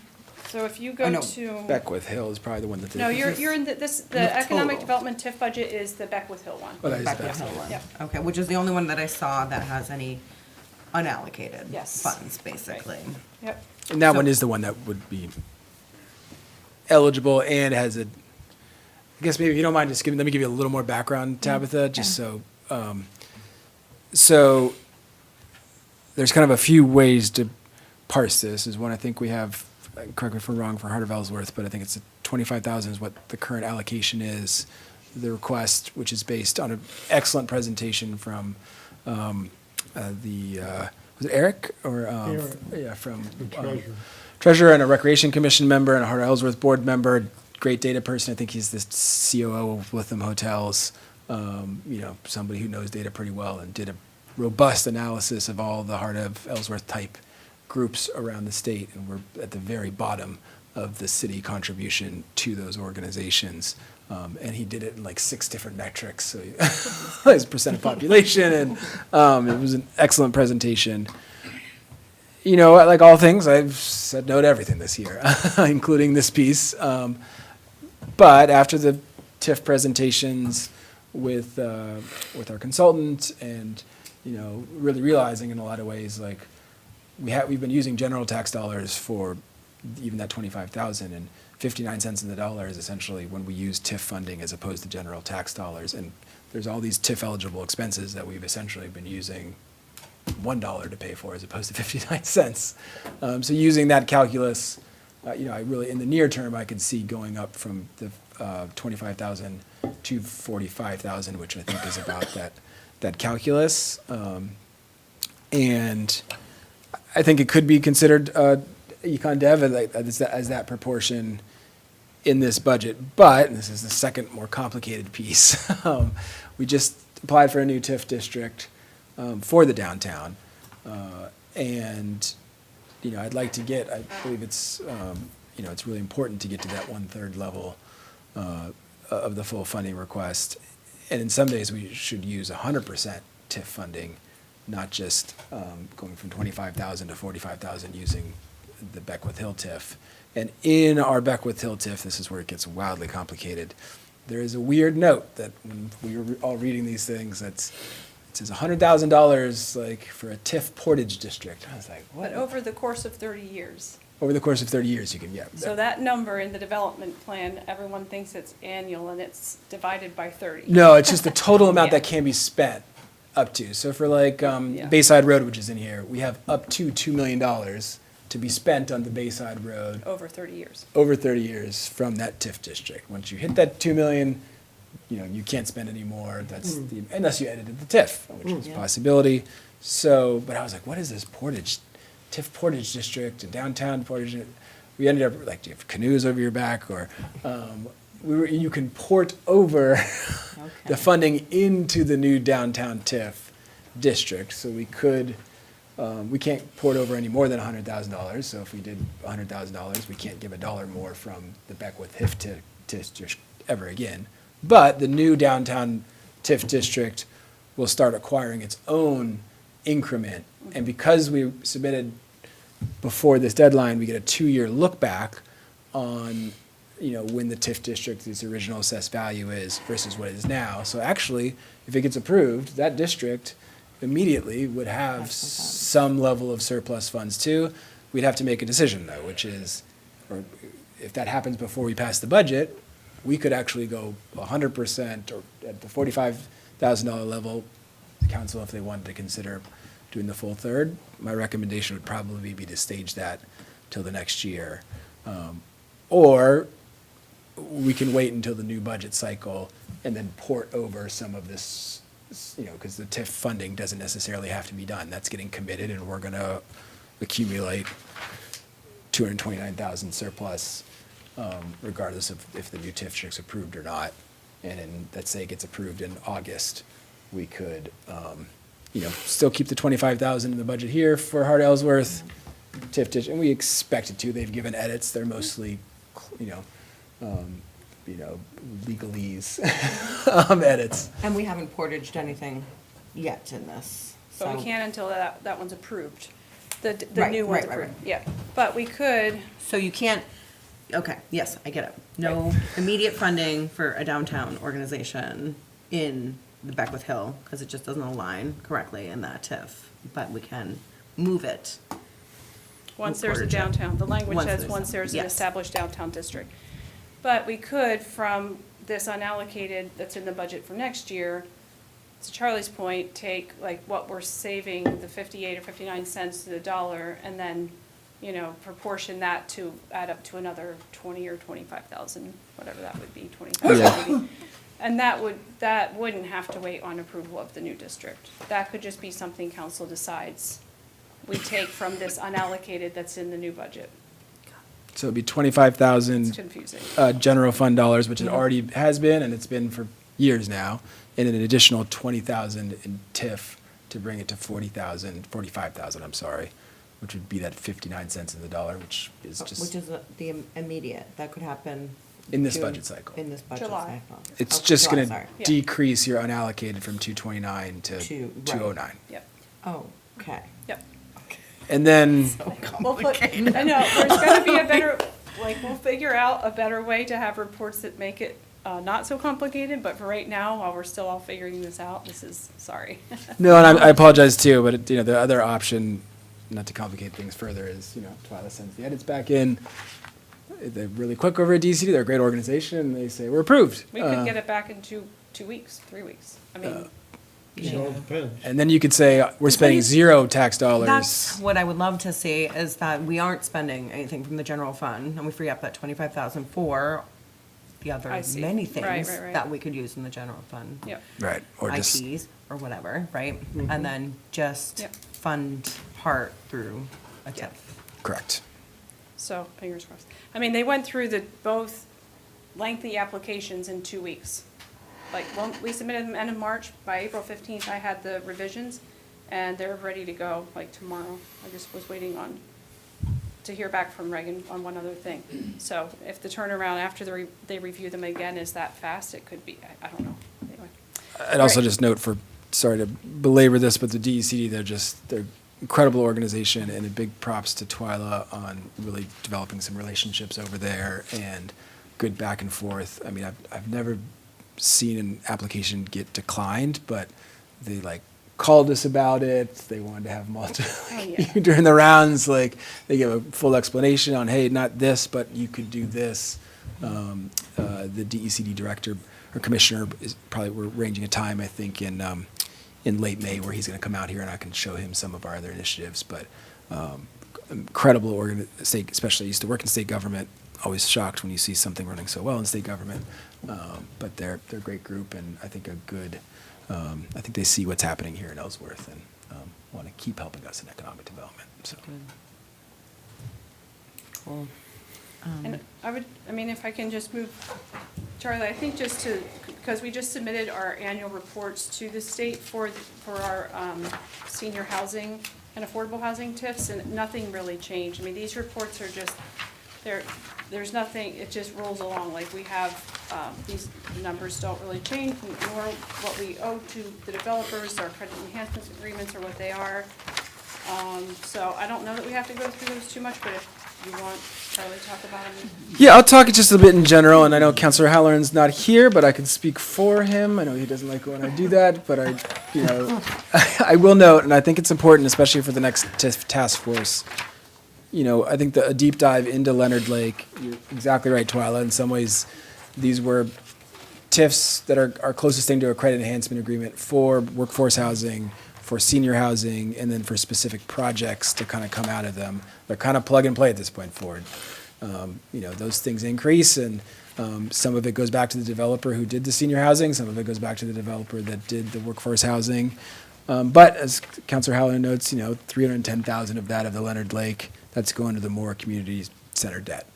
So that's being funded out of the debt service from that project. And same thing with the credit enhancement agreement, that goes to the developer, that $34,000.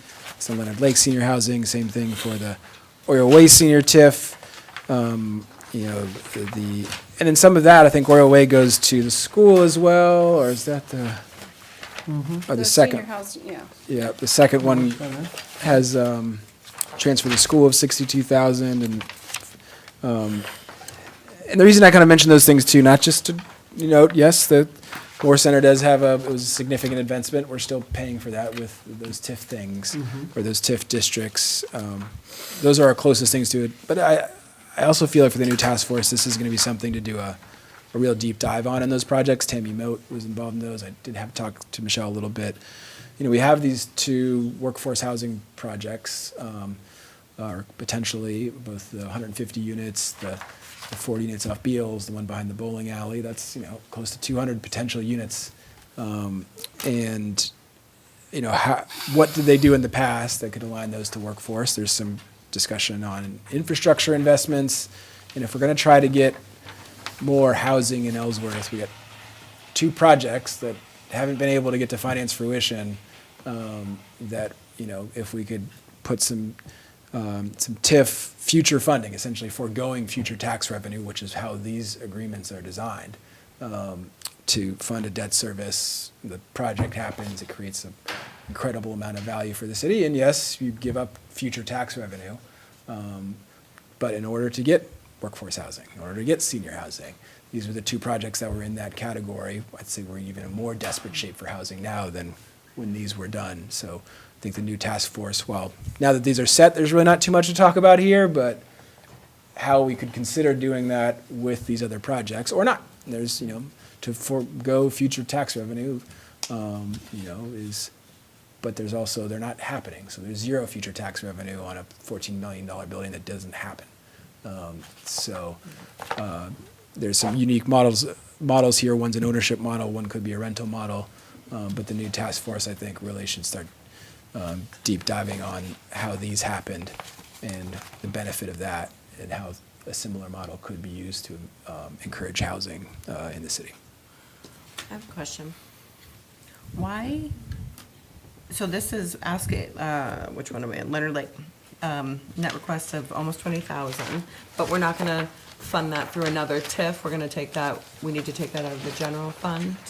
This is something I am going to circle back with Reagan on also. I don't think that number is right. Like we should not be, we shouldn't be, like, it should not have decreased that much. Again, I'm not sure. This is part of, like, some of the formulas that carry over, I'm not sure were accurate.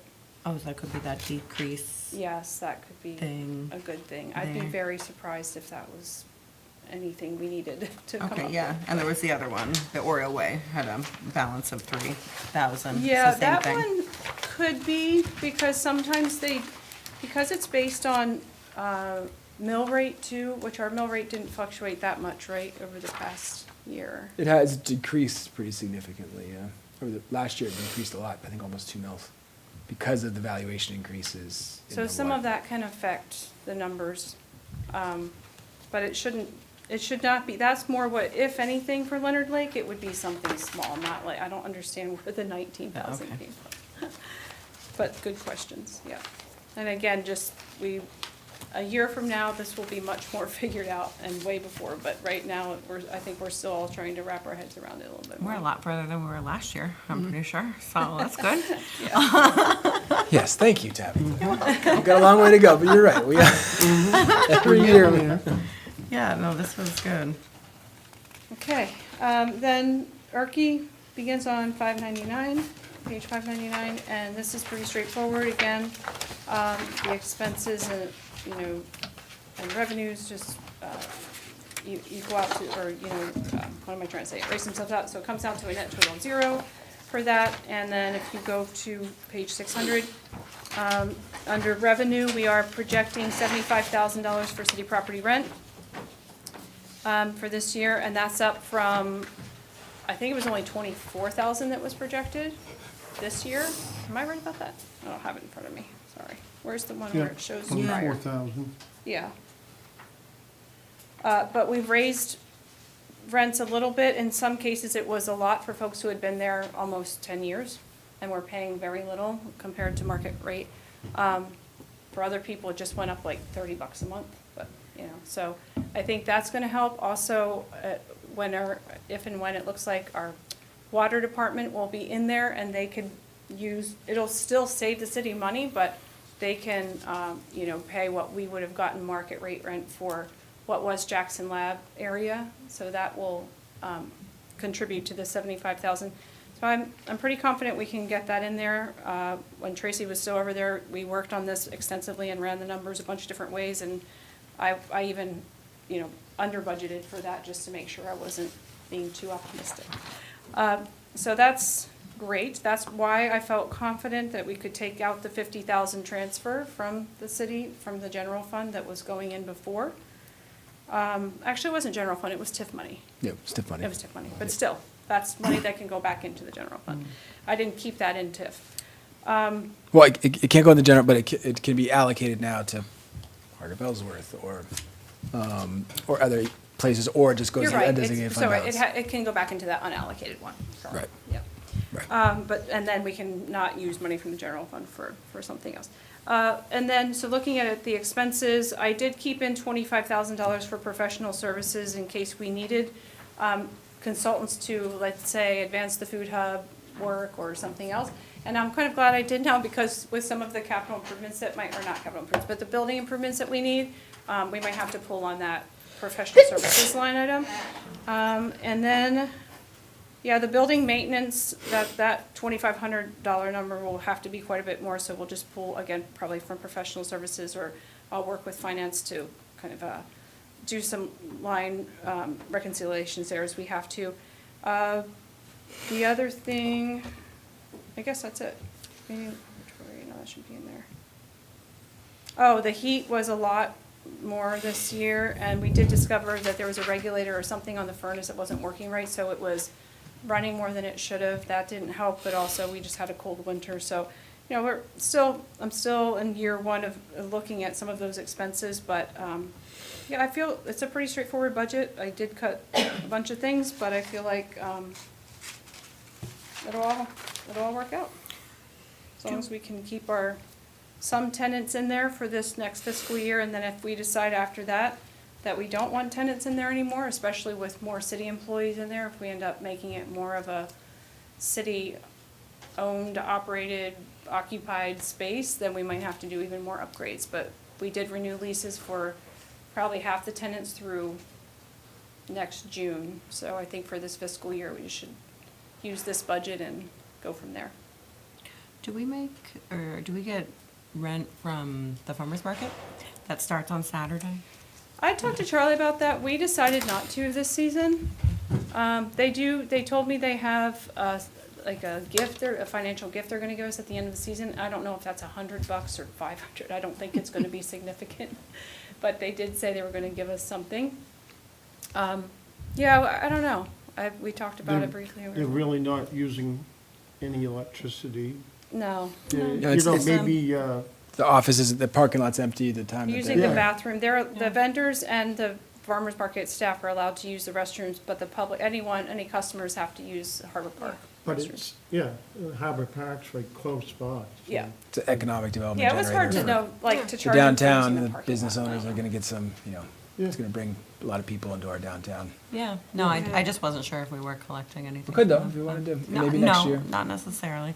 The farmers have it tough as it is, so. And I think one of the concepts for Erky, I know, to just back it up, and I do want to leave some time for, Hart Ellsworth to kind of come up in this cycle, but was to do more of a food hub, maybe look to a shared kitchen space in there and some other pieces, but it seemed like we're still in a conceptual area on that, and, our backup plan for the water department has been for a while now, and it's been a little bit internal, but now that we're not going to consolidate services in the indoor space in Hancock, we kind of put on ice that this piece of the building so that we could stop paying the lease rents and bring in. We're still figuring out that timing. We may have to come to council for a TIF Erky allocation to kind of get that space prepared, that the water department, essentially, those rents would cover that over the long term, just because we're still trying to work on where we're going to move June 1st, July 1st, October 30th. So we're going to iron that piece out. But this is a big cost savings to the city, not spending the lease money, but on a space we already own. We just need to upgrade it. This is less than $10,000 for the upgrades to get our water department. The piece there that's a little more complicated is the garaging space, but we're working on that. And this is also kind of temporary. The Pump House Point is a big deteriorating asset. It's where the water department used to be. They had to leave in a hurry and start leasing a space at great cost because there's mold in there. And we really haven't done too much to that building since. So we need to do something about it. It's a historic building. It's right on Leonard Lake. That may be the future place for the water department. It may be the future place for Parks and Rec. We could sell it potentially. I mean, there's all kinds of things now that we have a capital improvement plan. This is, an Erky is sort of a temporary solution, and with the Village Partnership Initiative, that could mean a riverwalk between the marina and the downtown. And we might want to revisit some of these food hub ideas, other ideas for Erky, but for the time being, thank you, Twyla, worth her weight in gold, saving $50,000. Let's consolidate some services from the water department here, so we're not paying external leases for the time being. Let's save a little money on Erky as we reimagine the space. So, Thank you. Thank you. I think we're gonna have Hart Ellsworth, or We got communication.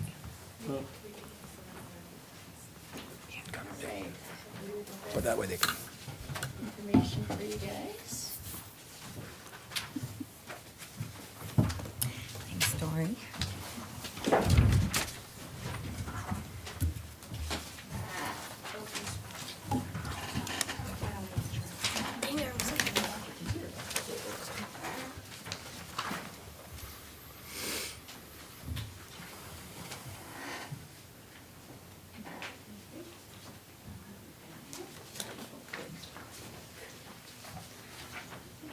Good evening, council. My name is Dory Perret. I am a certified public accountant here in Ellsworth.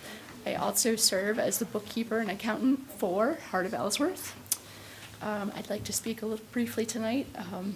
My role here with Heart of Ellsworth is to ensure the financial accuracy and accountability. Also, excuse me, because I've literally been on the phone the entire day. I have no voice left. I am responsible for overseeing the stewardship of funds. I'd like to just briefly speak about the measurable financial impact Heart of Ellsworth has in the city. Since 2016, Heart of Ellsworth has generated over 1.1 million in downtown investment, leveraging just 84,000 in municipal funding. That's more than a 13-to-1 return for the city. In addition to that, the organization has secured over 646,000 in grant funding, bringing significant outside dollars into Ellsworth that would not otherwise be here. Recent awards alone include $200,000 for tourism and over $100,000 in additional state and federal grants. This is the key point. Municipal funding acts as a catalyst. It enables the organization to leverage outside commitment and expand its impact well beyond the city's initial contribution. In 2025 alone, Heart of Ellsworth coordinated 3 downtown cleanup efforts, saving the city an estimate of 96 hours of staff time, a clear example of how this work directly offsets municipal cost. We also see measurable economic outcome.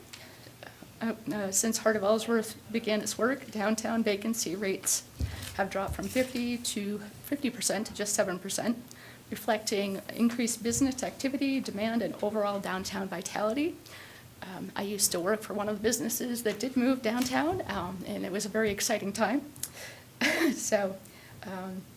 The organization also directly reinvests in the business community. Since 2020, over $30,500 has been distributed to 33 local businesses through the Downtown Grant Program designed to support growth and stability.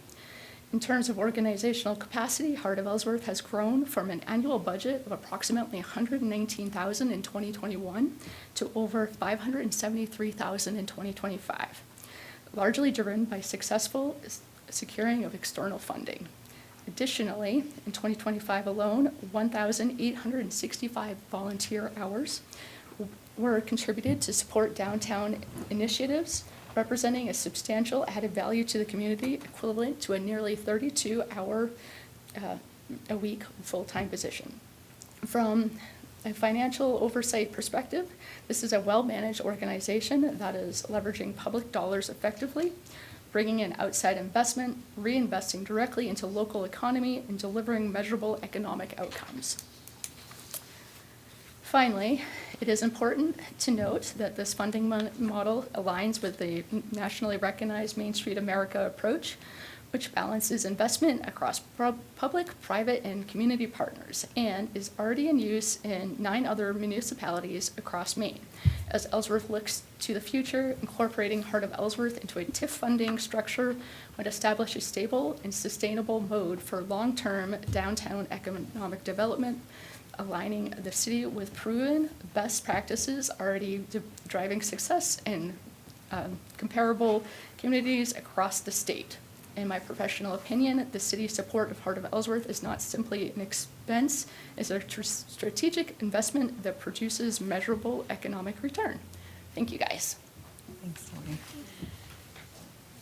I want to add a little bit to that, if I can, about I'm a board member of Heart of Ellsworth. I volunteer countless hours of my life to seeing our downtown thrive, and it's really come a long way since I moved back home in 2016. It was really in shambles. It was not what I remembered it as a kid, and so to see how much it's grown is incredible. But I think you left out the importance of the federal historic, the National Register designation that we got, and how incredibly important this is for Ellsworth and our downtown businesses. I want to use a local example of the Grand. The Grand is obviously an incredible landmark here, but they need, and they've been coming to council telling us how badly for years, they need significant repairs to remain viable.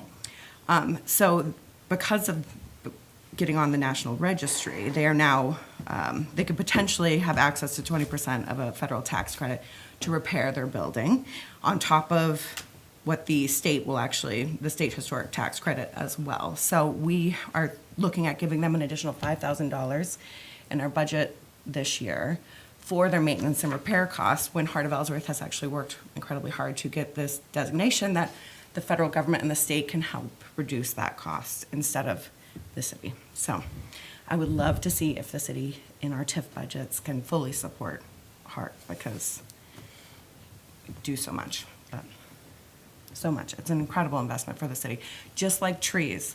A huge return on investment. I only get involved in things that have huge returns on investment. You always have to bring those trees. I know. I just, Hey, you know. hey, my family's been in trees for a lot. You know, I mean, we make stuff out of trees. That's right, they're incredible. But I just wanted to throw that in there. I would love to see the council support more in the TIF as well, so. And I know I confuse everybody, including myself, on the variety of ways to potentially do that. I think we'll keep a flag on that for the next presentation too, on in 2 weeks, on whether that's the we go up to the 45 level and the 59 cents in the dollar through a mix of general fund and Beckwith Hill TIF dollars, and then upon activation of the TIF downtown district, we can consider future allocations to get to that 1/3 level or not. Awesome. Yeah. Okay, so I'm up next. And so we're 2 hours in. Does anybody need a break? No, we just as soon.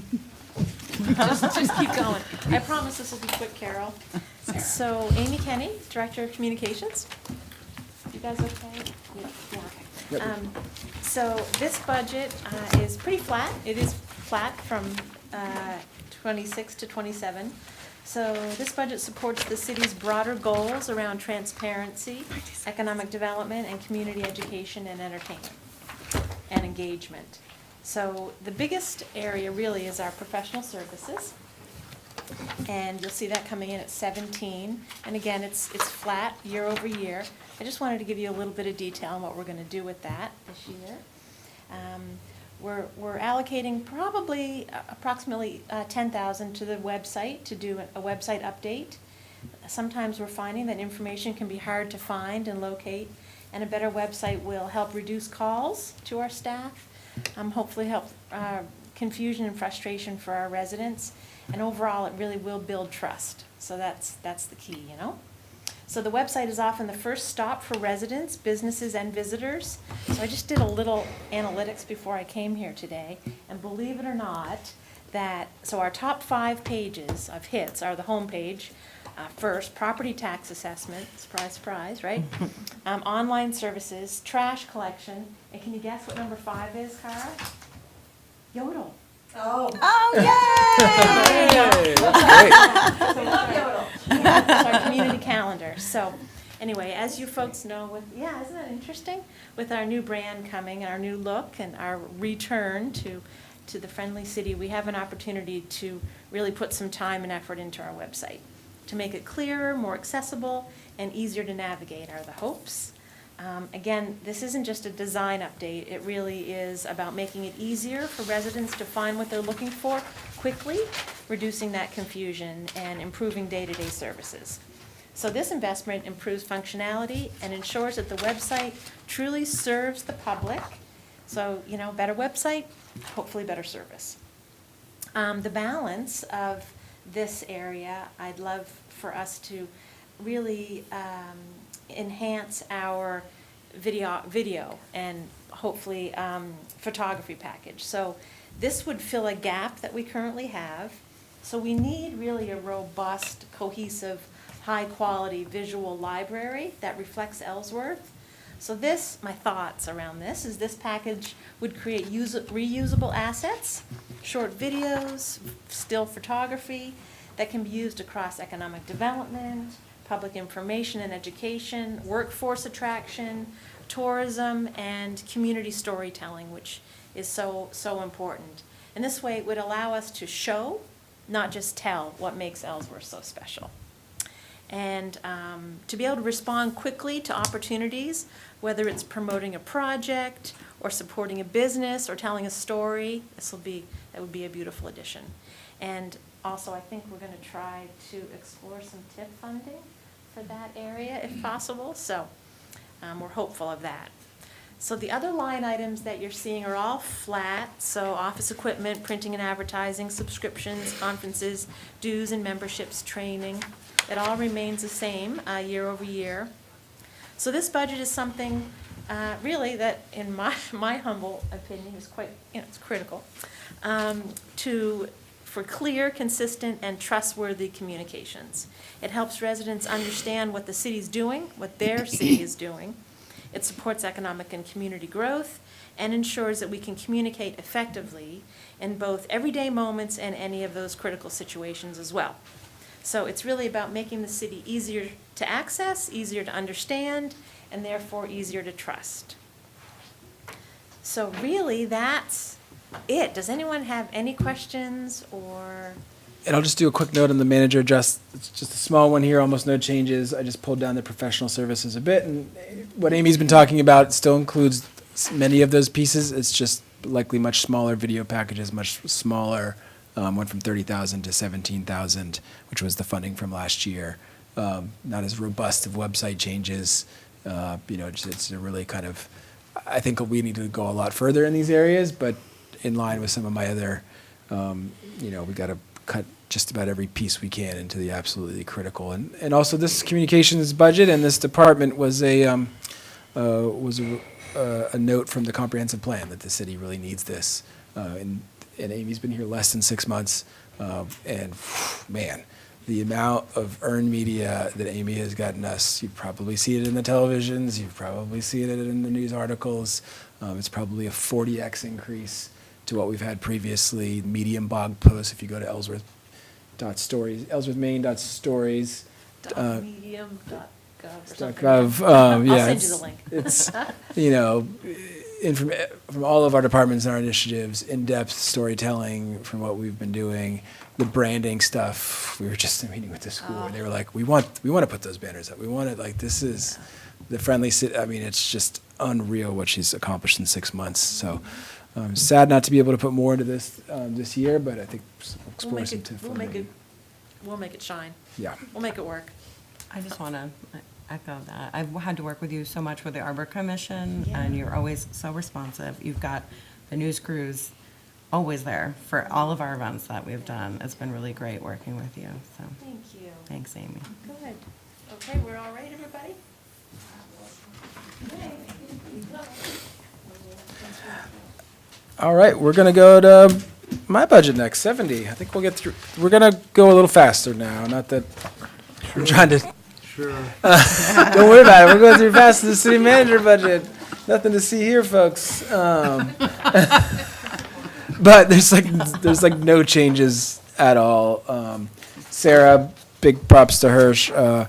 She really was instrumental in putting. We kind of treated this, even though it's the city manager budget, that the deputy would do the department request. I'd come in at the manager adjust, which there was only the smallest adjustment from last year. We're down from where our budget was at. That's largely due to the work Sarah did on looking at budgeted versus actuals from last year and really kind of truing up every single one of our line items to be like, hey, this is actually what we're going to need in the next cycle. So it's much more in line with that, and pulled it down a bit. I did drop us for our employee appreciation from 2,000 to 600. We were at 300 the previous year.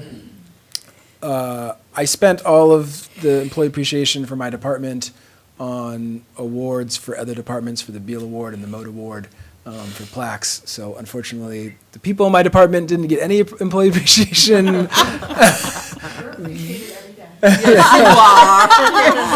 I think I sent an email saying, hey, I just spent all of our employee appreciation on other people. But we're going to be doing the Beal Award and the Moat Award for excellence in public service to 2 new employees this year. That'll probably be done in the October City Council meeting.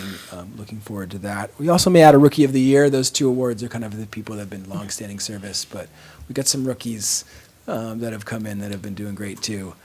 But so I did go from 300 to 600, so we could at least have a small amount of appreciation for the people in our department. But the 2,000 level, I just wanted to get it as low as possible. And beyond that, payroll, Legal, we went up a little bit on. I think that's also, as we've talked about with some departments, on doing, we wanted to put legal in the departments as opposed to one big bucket of money that every department was pulling from and didn't have accountability for. We just kind of guesstimated for this year on what legal would be. Some departments didn't use any of their legal. Some are a little bit over and drive more HR, the city manager's office, legislative, which we'll get into in a second, are driving more of the legal expenses. So this is just that $5,000 increase is to kind of be more in line with what we expect for the year.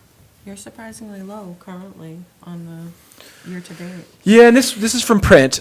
So this, Oh, from a while ago. yes, this is probably 2 months old now. Okay. Yeah. So, yep, I so, also did a full audit of the year, legal bills, and we've readjusted where they should have gone before this. Oh, okay. Yeah. yeah, and the legal one is a super important piece. I mean, I want to increase more in just every single contract that we have, every single piece. I know we're a growing city, and the school department mentioned that too. Their school departments increase legal costs, so. And, we might talk, maybe if we could put a note, Ashley, for total legal Yes. cost across departments. It's one of the things too, when you put it into the departments, you don't say, well, what's all of legal cost? But I want to talk about that too. There are some cities and towns in Maine that do have a legal counsel in-house. Actually, our charter notes that it could be a contract or an in-house legal counsel. I don't think we'd ever be able to not outsource some level of legal for our bigger lawsuits. But we are getting to the point where it might make sense to either have, most of our stuff is pretty generic legal type things. It doesn't require extensive municipal experience. It could be somebody who's a new lawyer that wants to do some mission-driven public service. That might be cost feasible to bring that person in. It could also be somebody who's more of a retiree that lives in the area and is a lawyer. I think we have a few of those. And with the outsourcing, that could make a good difference. And to have somebody to make sure that what happened last month and, hey, we didn't public notice 3 times the X. Like every time we do that, it costs time, it costs money. Having a lawyer that's can go through all of those, having a lawyer in every single piece that you'd want a lawyer on to have as an advisor. The other government roles that I've been in, having in-house counsel, so you're not like, we've reached our legal line item budget, and let's not send that to legal. That's not a good decision. No, it rarely is. You don't want to do $1 million lawsuit because you decided not to have. Imagine how helpful it would be for staff to have a door that they can knock on it and answer questions Yeah. quickly. Yeah, every single review of those pieces, it's good to have somebody just thinking about the legal. It's always, I love our law firm. Yeah. And also next year, I want to, now that we do the new procurement policies, we'll probably be looking to, bid that out to law firms as well. Love Redmond Winchell, but just like a lot of things with procurement, while it might not be $15,000 in any single time, in the aggregate, we're spending a lot of money in this category, and, every few years, you need to send it back out and see what the fees are going to be. And go through that. I am working with Redmond on a not to exceed contract, and then if we exceed, that there'd be a discounted rate for next year, so that at least we'd have a little more consistency and still be okay. Well, we might have reached our budget, but let's not use legal. Let's pull from another account. Let's be transparent about it. But The city clerk used MMA, which, works for her, yeah, absolutely. That's it for my budget. Any questions? We like you, Jim. Thank you. I'm gonna talk SIP. She's up. Don't get too excited. I think we're gonna pivot a bit, in respect of time and not having the full council here. This is a pretty big agenda item. So I'm gonna hand out these, I'm not calling it the kit, sorry. Can you pass them along to people in your household?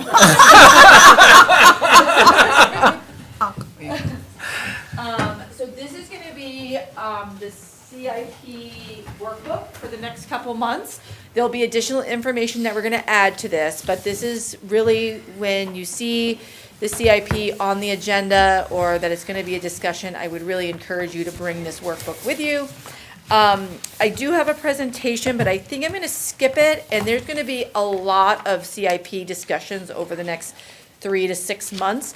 I think initially we had hoped that the CIP was going to dovetail nicely into the budget process, but in the development of it, I think we realized it was a lot more than what we anticipated. So I think the goal would be for next year to have this process dovetail seamlessly into the budget process. That also allows us time to work on the financial tools, and because that will be a big component of the discussions coming up over the next couple months. Is historically we have been using debt service to fund our capital plans, our capital investments, and I think we have an opportunity to look at some other mechanism and techniques to, whether it be reserve accounts, more grant funding, things like that, to be funding some of our capital projects. So in this booklet, you will have a memo that kind of outlines where we've been with the CIP, the list of projects, very similar to what I presented at the last workshop. Also some financial considerations. And really, on the second page of the memo, it talks about council considerations and future actions. And that's where we're going to spend some time moving forward after we do kind of the traditional CIP presentation with the full council. But we're really looking for the council to get your feedback on the methodology of how we developed this process. Take a look at these projects that you see in this booklet. These are the 1 to 3 year capital improvement projects that were identified by staff and prioritized by staff. And provide direction regarding the funding strategies, and just confirm the refinement of the 5 and 10 year capital improvement plan. I would note that this is a requirement per our charter that we have a 10-year capital investment plan, and that it is updated annually. So what we've done is developed a process to do that. I would also note, since Scott is here and he's been a real critical partner in this, that a lot of the projects that are in the first 1 to 3 years are projects that department heads had initially put in their general fund budget, but understanding the goals of this budget, we've shifted them to the CIP. So tanker 4, a rescue boat for fire, were originally in the general fund budget, and that has been shifted. So the IT van, network switches for our IT servers that are really critical to keep our city up and running, moved out of general fund budgeting into the CIP. So when we're prioritizing, I just think it's meaningful to understand that shift did occur. So instead of Charlie saying no through the general fund budget process, it might be something that we need to consider through the SIP. I know that was really quick and a shift, but I think there's going to be more discussion on Monday at the workshop. It might be a little bit of a hybrid. I probably will go through my presentation then in full to give a really thorough outline of what each of these project sheets mean, how they were developed, how the funding was allocated in them, and then kind of maybe roll up our sleeves a little bit on some questions if we have time. But we have a full packed agenda on that. I just would really encourage us not to keep kicking this SIP discussion down the road as we have with our SIP investments. So let's really try to make it a priority to make sure that we can dovetail this into the budget process next year. Yeah, and I'd say this is going to be a continuing conversation. I think that's why I was texting Sarah. Just I think council probably should be at a higher level of brain power. Not that you don't have high levels of brain power, but early in the discussion. This should be a 6 sorry. o'clock discussion item. we oftentimes get to that level, and to have the full council here. This is I would hate to have Sarah do the same presentation twice, because you really need her to take you through it. I mean, Thank And you I very just can't, the team, the department heads, just having this kind of deadline for this workshop, the amount of time that they have put into this, you know, this wasn't just me and a consultant. It was like all the department heads that have projects in here just put a lot of work and hours into not only developing these project sheets and getting cost estimates and costing out projects, but then spending a lot of time together prioritizing them citywide. Not just prioritizing them within their departments, but as the entire city. And it was a lot of work, so Scott, you're the only one here that was part of it, and Ashley, but you were part of the tail end, so thank you, but, it was a lot of work. Scott, do you have anything? I'd like to know just for the chief, and how incredibly valuable he's been, not just in this process. He's on our project management team, you know, it's kind of interesting now, I've noticed, like, big part of that was the new fire engine, which he's kind of come to fruition, and we get to his section now, and it's like, yeah, I mean, it's in, we're going forward, but he's so valuable to like all of the projects that we're doing in the city on just, I can't tell you how many times it's like, hey, this should have been thinking about that, the thriving communities on some of the high street problems, hey, like, we need a better narrative on what this is about and red flagging things. We were incredibly lucky to have him, not just managing the fire department, but to provide input on a lot of our pieces. Chief, do you have anything you wanted to add while you're here? And No, I think Sarah brought up a good point. Although each of us brought projects forward that we've identified for years that needed to be funded, this became like the small light at the end of the tunnel that finally we're moving in a direction that's going to allow these projects that are, some of these are 5 or 10 years old, that have been waiting and waiting and waiting for some forward progress, not only internally by the city administration, but also by the councils. But each one of us brought our projects forward, and we're vested in our own projects, but as part of this plan, this vetting process of what the priorities were, we did it as a whole, as a group, so that no one department was just going, this is my project, it has to go to the top. It was a collective vote. We all had a process in deciding what project needed to be at the higher end and move them down. And then we also understand that this isn't 25 projects that all need to be done in year one. This is a phased-in process for the first level sets of projects. We know this is a phased-in project over several years, and then the next set of projects would come after that. So it falls in line to what Sarah's kind of set down for our boundaries for the 10-year plan, and it really works. And some of these projects are already coming to fruition in the background already, so they may fall off her plan. Most of us are still aggressively seeking grant funding or other types of funding to help offset some of the costs. And in that case, then it becomes in kind or, you know, cost match, cost share balances as opposed to a full $700,000. So whatever we can do. But Sarah's done well with us, and again, each one of us took an opportunity as a group to work through these projects. It wasn't just, you know, this is my project and this is the only one I'm concerned about.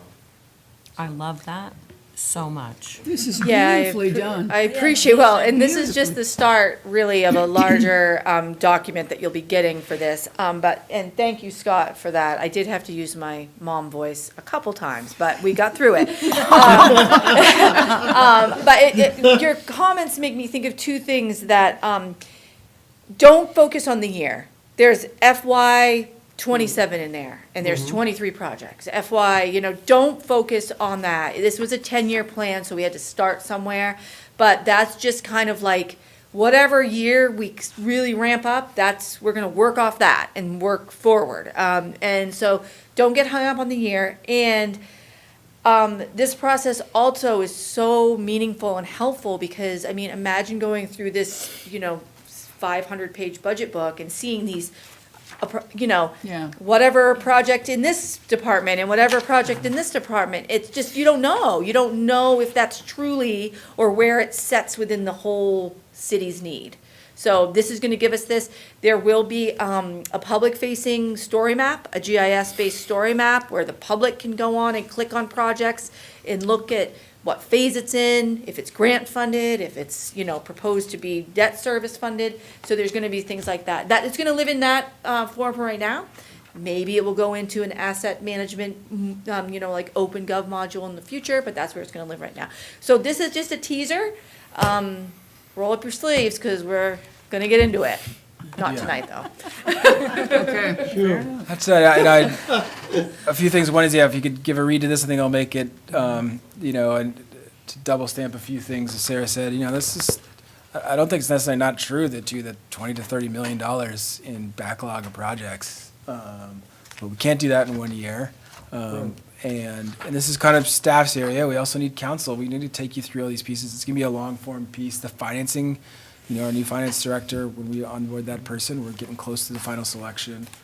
This is gonna be a big piece to figure out between, debt service, between, fee raising in certain areas, general fund money to, fund future reserves, TIF infrastructure. In the near term, we're gonna have to fund through debt service, and, we've already got a couple projects in the mix that are kind of have to do, things like the courthouse road, which we don't do. We're gonna get sued, and we're gonna pay a lot more to do it. So there's some things we have to do in that category.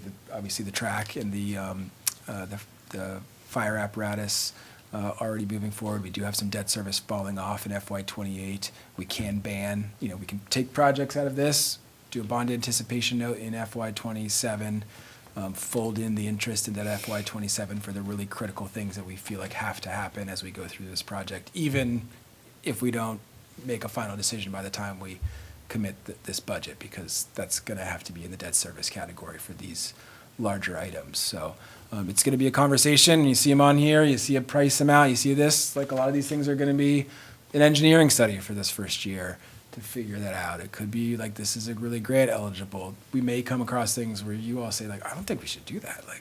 Like, is that really necessary? Let's have those conversations too. I have every confidence, thanks to the work Sarah's done to set this up, that we'll have a holding environment to have those tough conversations, probably through workshops, and it'll be a continuing conversation. And also, how do we like keep the wheel going this time? Like, the wheel got broken in 2019. Tammy did an amazing job, former Counselor Moat, on these beautiful SIP books, and when she left, that, like, the institutional knowledge and how to do that book left with her. And we're gonna pay the cost for that now. And we're gonna have to, the bills are coming due. And, Pump House Point, all these depreciating assets that just, they were happening, they were You depreciating. only kick the can down the road so many times, and that can's gonna get, Every time you kick it, This it gets dollar more is, expensive. yeah, this Wow. dollar amount, this is the cheapest it's ever gonna be, Yeah, right now. exactly. And yeah, once, I mean, and it's a balancing act to be able to fund the projects and without choking off our wallets. yeah, and this will Because be, we're all pretty much taxpayers. this will be the probably greatest gift of the council and Sarah to this community too, is an honest and frank conversation of the state of our assets, sidewalks, streets, our pipes, all these pieces. And then, that's the other piece I really want to talk about too, is not having this happen again, where we have to create this from scratch. And we have a good budget process in place that is, that isn't relying so much on me or Nate. We're still a little bit. We're trying to create a system that the budget can go forward without us. Same thing needs to be true for capital improvement. And there's some OpenGov software solutions for capital improvement planning that can create similar types of things and be linked to the budgets and other pieces. There's also just, could be quarterly updates on things. And as Sarah mentioned, really starting the work now of, okay, in FY '28, how do we come at this, like this presentation could be at day one of the budget process. Let's, in addition to new requests, let's drill in on this and have some good recommendations from staff. The work for us is to have much better financing options and good stuff ahead. I do like the idea of having, I understand timeline, but even like a basic outline for this information in advance, because it does help really inform the budget process. Yeah. I guess reading material, so, along with the warrant. Take this one for your, Yeah, I'll, plenty, and we can make more, so. I might, let's see, what do we get next? Finance. Ashley? Yeah. This one shouldn't be too. Where are we at? 134. Night. Night, thank you.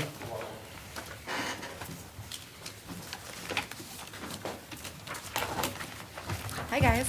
Hi. Ashley Brown, Deputy Finance Director. So we have the finance budget. Not much has changed. You'll see payroll did increase a little bit. That is due to the COLAs and the anticipation of the new finance director. Professional services went up a little bit as well. That is where we pay our bond counsel out of, all of those things, our audit team. Sue Lassard, who contracts for us, that's paid out of our professional services line. IT subscriptions and IT services, again, that's the new breakout from IT into everybody's budgets. Tuition reimbursement went up a little bit. That is due to me going for my degree in accounting. And you will see we do have TIF revenues coming in to help offset that tuition reimbursement cost. And then we were able to bring down some of the other budgets like training, travel, legal, office supplies, printing and advertising, things that we don't utilize as much in the finance department. We did bring that down. But other than that, that's pretty much the finance budget. We keep it simple back there. Any questions? No manager adjustments here, as you can imagine. We're pretty lockstep. Ashley, thank God for Ashley. Yeah, I'm glad you mentioned the TIF piece. That is one of the TIF eligible expenses is for Ellsworth residents. Is also in our personnel ordinance to support our employees to get education which is aligned to their work. Ashley, I think graduation for the associate's degree in June? It's July 1. July 1. Then we're going to work on Congrats. bachelor's. And that's not just, I'm glad for Ashley too, but that's also for its commitment to the city for a period of time. And Yeah, how long do you have to stay with the city after that? What's the commitment? It is 100% payback within like the 4 years. So if I were to leave, and it goes down each year. So I'm basically with the city until after my degree, the last payment of reimbursement, 4 to 5 years. But maybe we'll get to that point and we'll think about a CPA degree to keep her around for a little longer. It just keeps growing. I'm not, like when we're in the finance meeting, I keep telling you, you're doing a great job. Thank you. And, you are, you're valuable. Thank you. Yeah, and I'd also say I hope that we're creating a work environment where, degree or not, Ashley would like to say, but it'll be, it's so worth it to me. That's always for not just Ashley, but for all of our employees that can utilize this program, whether it's this program or any of our leadership trainings or other things that we value here. But we also want to be the type of place that's setting you up for success in life. And those are the best types of work environments where you know that you're really cared about, that you're doing a great job, you're doing mission-driven stuff. Especially, in this finance role, this is like the toughest stuff there is. The amount of pressure that's on Ashley. Hey, at least she's smiling. I rarely see her frown. This is what keeps me going. And I'd say the payroll is up a bit. We put up a larger figure for the finance director to be more competitive with. I think that could depend on the final round. We're in the final round here on what we come to and whether that's going to be enough or be too much. And if that decision's made before the budget gets finalized, we could just true cost the payroll because we'll know pretty much exactly how much the staff would need at that point. Yeah. Great. Thank you, Ashley. We'll go to debt, 530. And that's a yellow tab, too, if anybody just wants to pull the yellow tab and...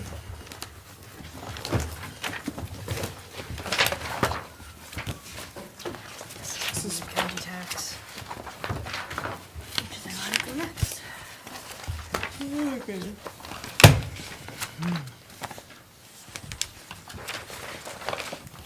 So you'll see a bit of a drop-off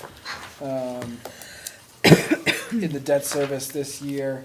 I think the best page to go to is actually probably 532 technically, which is that last, like, it shows, it's from our debt book. And you can kind of see the side totals area, our 2026 bond, and the 2025 for that's what's coming ahead for the fire truck, and the school track, at least on the city side, and then the bond for the 2025, that was a lot of the road work and some of the equipment upgrades in the highway department.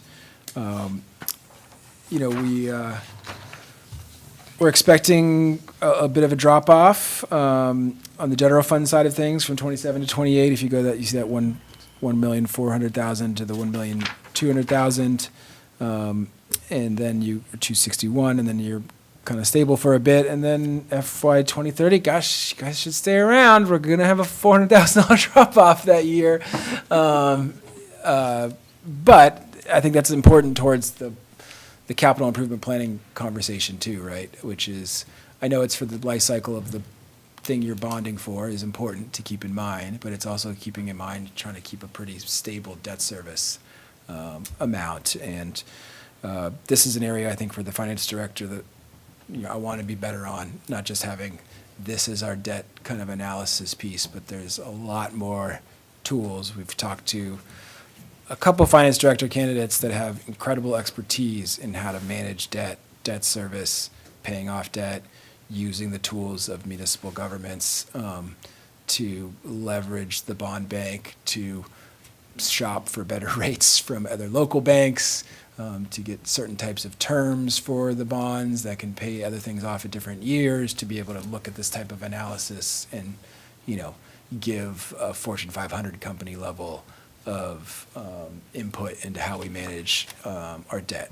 This is also, it's a previous spreadsheet, and I'll probably include this in my final budget memo, but in previous memos that I provided to council and on this subject, this is a comparatively low debt load for the city compared to other service centers in the region, if not one of the lowest around. That doesn't say like we should just start issuing a bunch of debt, but that is an area. That's why I'm confident, at least for this first year, that we can add a little more debt to fund our true year one priorities. But we really need to be thoughtful about the future here and how this layers into our debt service and how things kind of fall off, and and what can be used for a lot of our capital improvement funding for TIF funds on debt eligible expenses there. That was one of the surprises, I think, to me about TIF reviewing that project. There were so many infrastructure projects that we did, so many highway pieces of equipment that we bought with general fund money instead of 59 cents in the dollar TIF money. That was a mistake.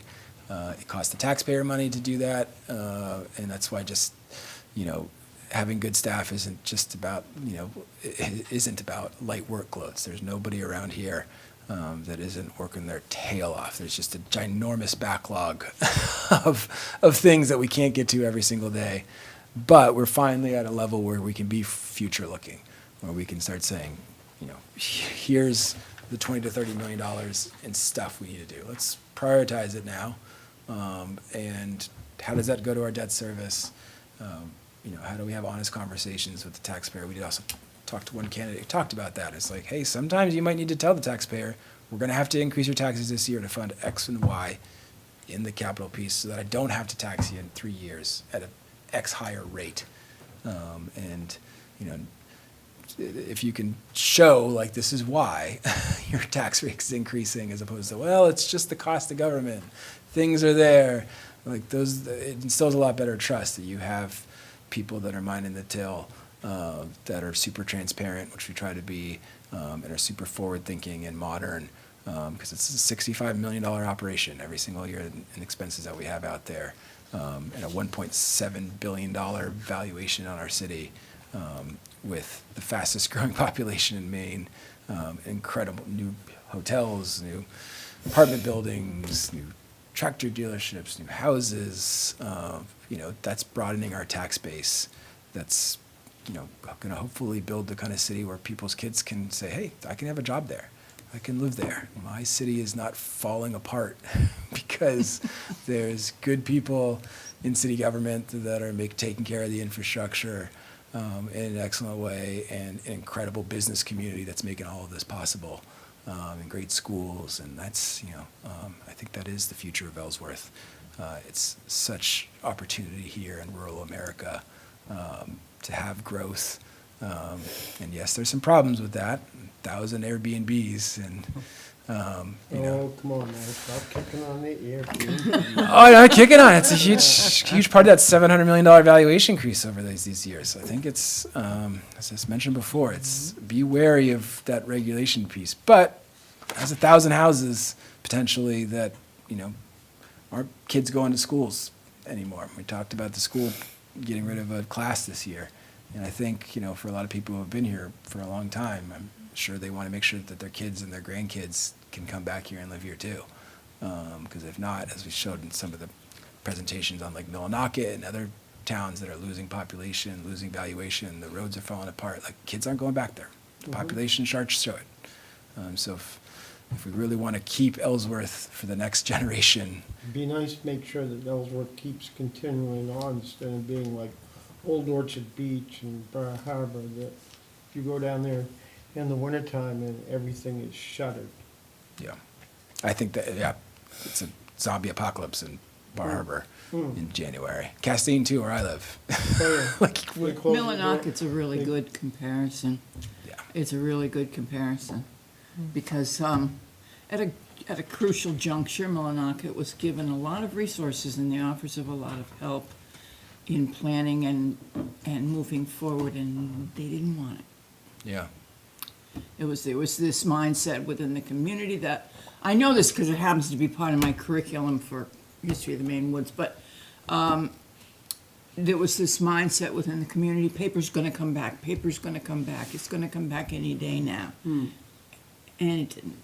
So, that was really too bad. It's such a vicious cycle too, because you start hearing this in Augusta right now in their schools, like they were thinking about not having high school bus transportation. Yeah. And they're cutting a ton of stuff. Or like, you create a vicious cycle in some ways too when you start going down that route. You might have cut your police department, or because especially those bigger departments, that's the only way you're going to get some significant taxpayer savings. You either don't invest in the $20 to $30 million, like you guys could cut my salary by 10-20%. It might make you feel real good, but you're not going to figure out 10 to 20 million. In fact, you might have cut the people that are going to get you the grants that'll help with this. And then what happens is you create a vicious cycle. Your roads start falling apart, your schools start falling apart, people don't coming back into your community, and that's a fate I think we all want to avoid. And fortunately, we've got a great growth profile here. To your point on, Roddy was talking to me about this when we were our Parks and Rec director, and he's like, yeah, I remember going to Millinocket as a kid, and like, they didn't, like, you had to bring your own food. And like this survey, you just see the school system, be like, oh my gosh, this is not like Ellsworth. Well, I don't know if you know, when Millinocket hit the news, this was back in the aughts, there were people that felt so strongly about the problems that they were having. They did some human interest stories on people from Millinocket that were driving 4 hours back and forth to go to work somewhere. So there was a consultancy firm from, I'm not sure which city, New York or Boston, who volunteered, we're gonna come in, we're gonna do this for you for free.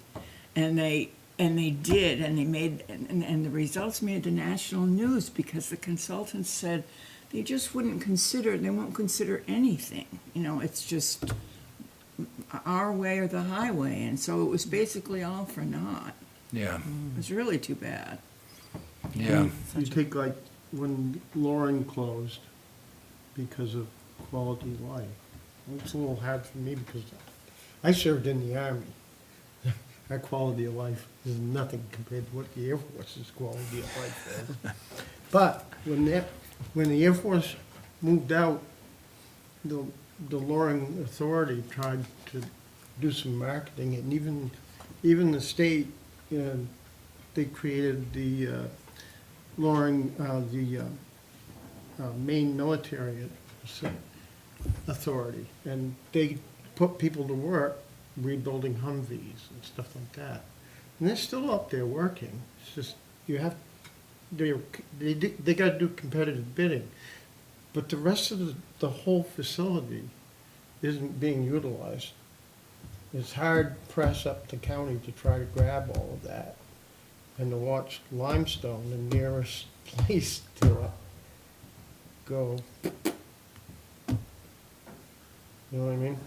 Yeah, unfortunately, I think Ellsworth and I did presentations at Chamber on just growth, and did one at Finance Committee too. If you, those who weren't at that meeting, want to look back at the Finance Committee meeting, I think it's from Monday.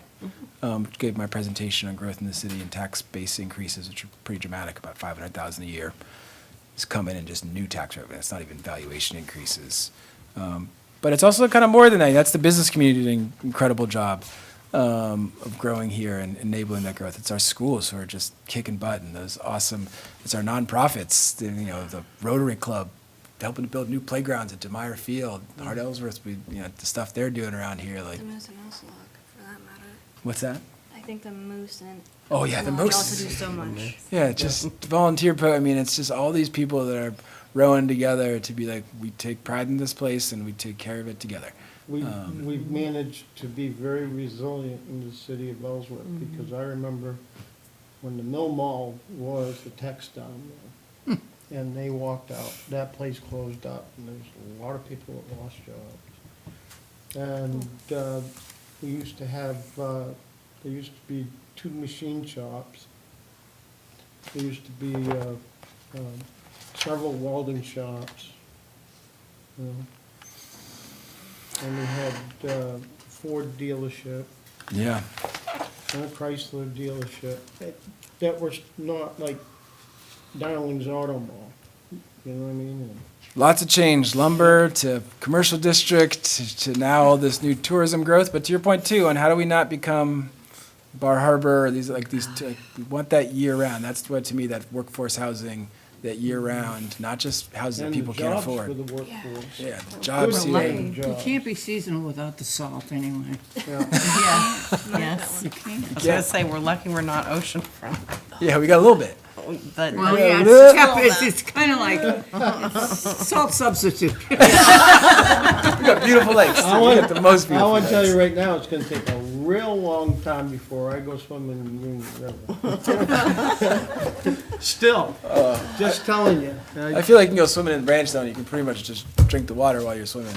That is one of the most pristine lakes you'll Oh, ever it's, see. it I'm up is. in the Allagash all the time. I'm like, Branch is as good as anything up in the North Woods. So, You can catch some big fish still in Branch. yeah. Are we now talking about? Oh, sorry. County I'm okay with my. I'm sorry, I was doing my wind down. Up, we don't need wanna to talk talk about about county county. tax. Yeah. They basically are We're telling us, almost there, we're almost there. Almost there. this is what we owe, this is what we owe. This you're is gonna what pay we it. owe, this is, Yeah, we're not gonna, no. The one that we can't do anything about. And then we have legislative. We're going to talk a little bit about that too. Why don't we just, what's the county gonna do if we don't pay it? That's a good question. They're up. Let's not it means stay our on six. legal bill will go way They charge a really large interest rate too. Oh, yeah. Yeah. And what do we get out of them? So they're up from 747 to 821. They're up 9.9%. That's almost, it's a couple percent higher than the rest of the city and school budgets. They were higher than the city and school budgets last year too. There's nothing we can do about it. I think we're very fortunate that we have, unlike an RSU where there's not a lot we can do about that if we were in that scenario, at least with our school department, the rate of increase has been much less than other school departments. So that is what it is. If you don't like it, go to a county commissioner meeting, tell them all about it. On We've had a few counselors that have done Tuesday that. at 9 AM. Yeah. Yeah, that may make it tough. John Stein did that a couple times. He went out. I went with them too, and Let's go to legislative 172. Maybe we should charge them more for water and sewer. I got a lien on you for shutting your water special off. fee. Oh, yeah. Look, we could mess around now. Let's see what Send you, us some fake tax bills. Just get a rise out of them. That's a little Just fun. kidding, county commissioner. We're joking. We're nearing hour 3 of your last We're getting goofy. That's one. So you guys got IT services got you again, got everybody. They got you too. Oh, yeah. I'm at 172. So that's your true costing for IT services. Your printing and advertising, you weren't quite as high of a level, so we brought that down a bit. The conferences and meetings, you all don't. We added a lot more than FY25 into 26. It didn't quite use as much of it as we anticipated. I brought that down to about the 1,000 level. So if folks want to attend, but it seems like we keep you pretty busy with online trainings and tons of meetings. So I'll let you think about this. If we want to come back and tell Ashley to talk about more for conference and meetings, if folks want to attend, let me know. The big kind of piece that we increased from 5,000 to 10,000 was the legal. The council's fairly almost double over budget on legal related items. This is one of those ones, as I mentioned before, like the $5,000 figure there wasn't some great math equation for how that was going to be. We had no prior year actuals to go by. HR, city manager's office, a few other departments, there's more legal in there. Some of them didn't spend anything at all. So, we'll monitor year to year to say, was last year an outlier? Sometimes there's union negotiations, other things that take more, or other pieces. And also smaller things. I think we talked about, that I'm trying to get better at.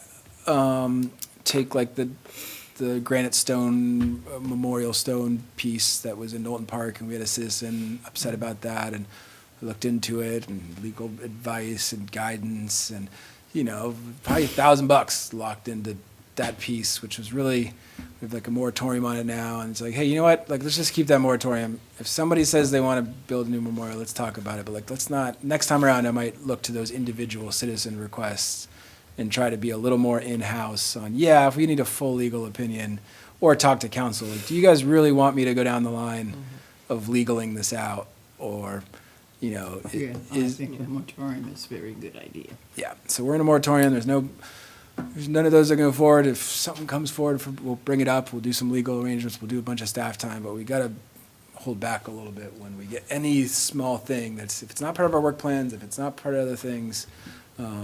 A couple things with council too that we try to be reactive and say, hey, we'd like to do this, and I'd like to. All right, well, let's talk to the full council about do we want to move forward with that before I start preparing memos, pinging legal. If it's something extremely pressing, of course, we've got to do that. And there are some of those things that fall into that category. But how can we maybe think about a better process for, a council reaching out about something and bring it to that would need to go to the meeting. Maybe it's a first step as we talk about it in the open meeting, and then say, okay, do we want to do that now? Do we want to do it later? That's also Danielle and urban planning. We're kind of looking ahead to the next council group, and when we do the onboarding, we're in such a good place now with our internal work plans, with our project management team, with our capital improvement plans. I think it's time to have a kind of a work plan for the council, and once we get a new council seated, here's our project list for 26, for calendar year 27. Maybe do a little bit of introduction to that in December. In January, come back with our work plan. These are the things we'd like to work on as a team over the next year and fold into our work plans and our strategies. And then as something comes up, it's like, hey, do you want to add that to the work plan this year? There's going to be a cost to that. It could be a legal cost, could be staff time costs. And how do we toggle the work plan? And what do we drop off? What do we say, hey, as I mentioned Tabitha at the finance, what gets dropped off is housing. Is the longer term, super complicated, not really pressing of the moment, we'll just keep telling citizens, we're working on it, we're TIF districts, and but if we want to put that housing on the work plan, let's really prioritize it. Let's not let it just be the first thing that falls off so we can chase granite stone legal reviews or reviews of things that happened 3 or 4 years ago.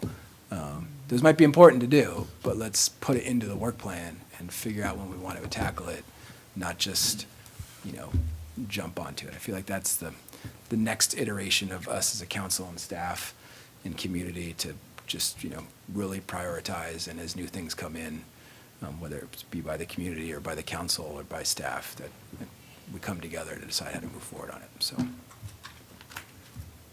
And that concludes, I think, right? I didn't listen to anything else? No.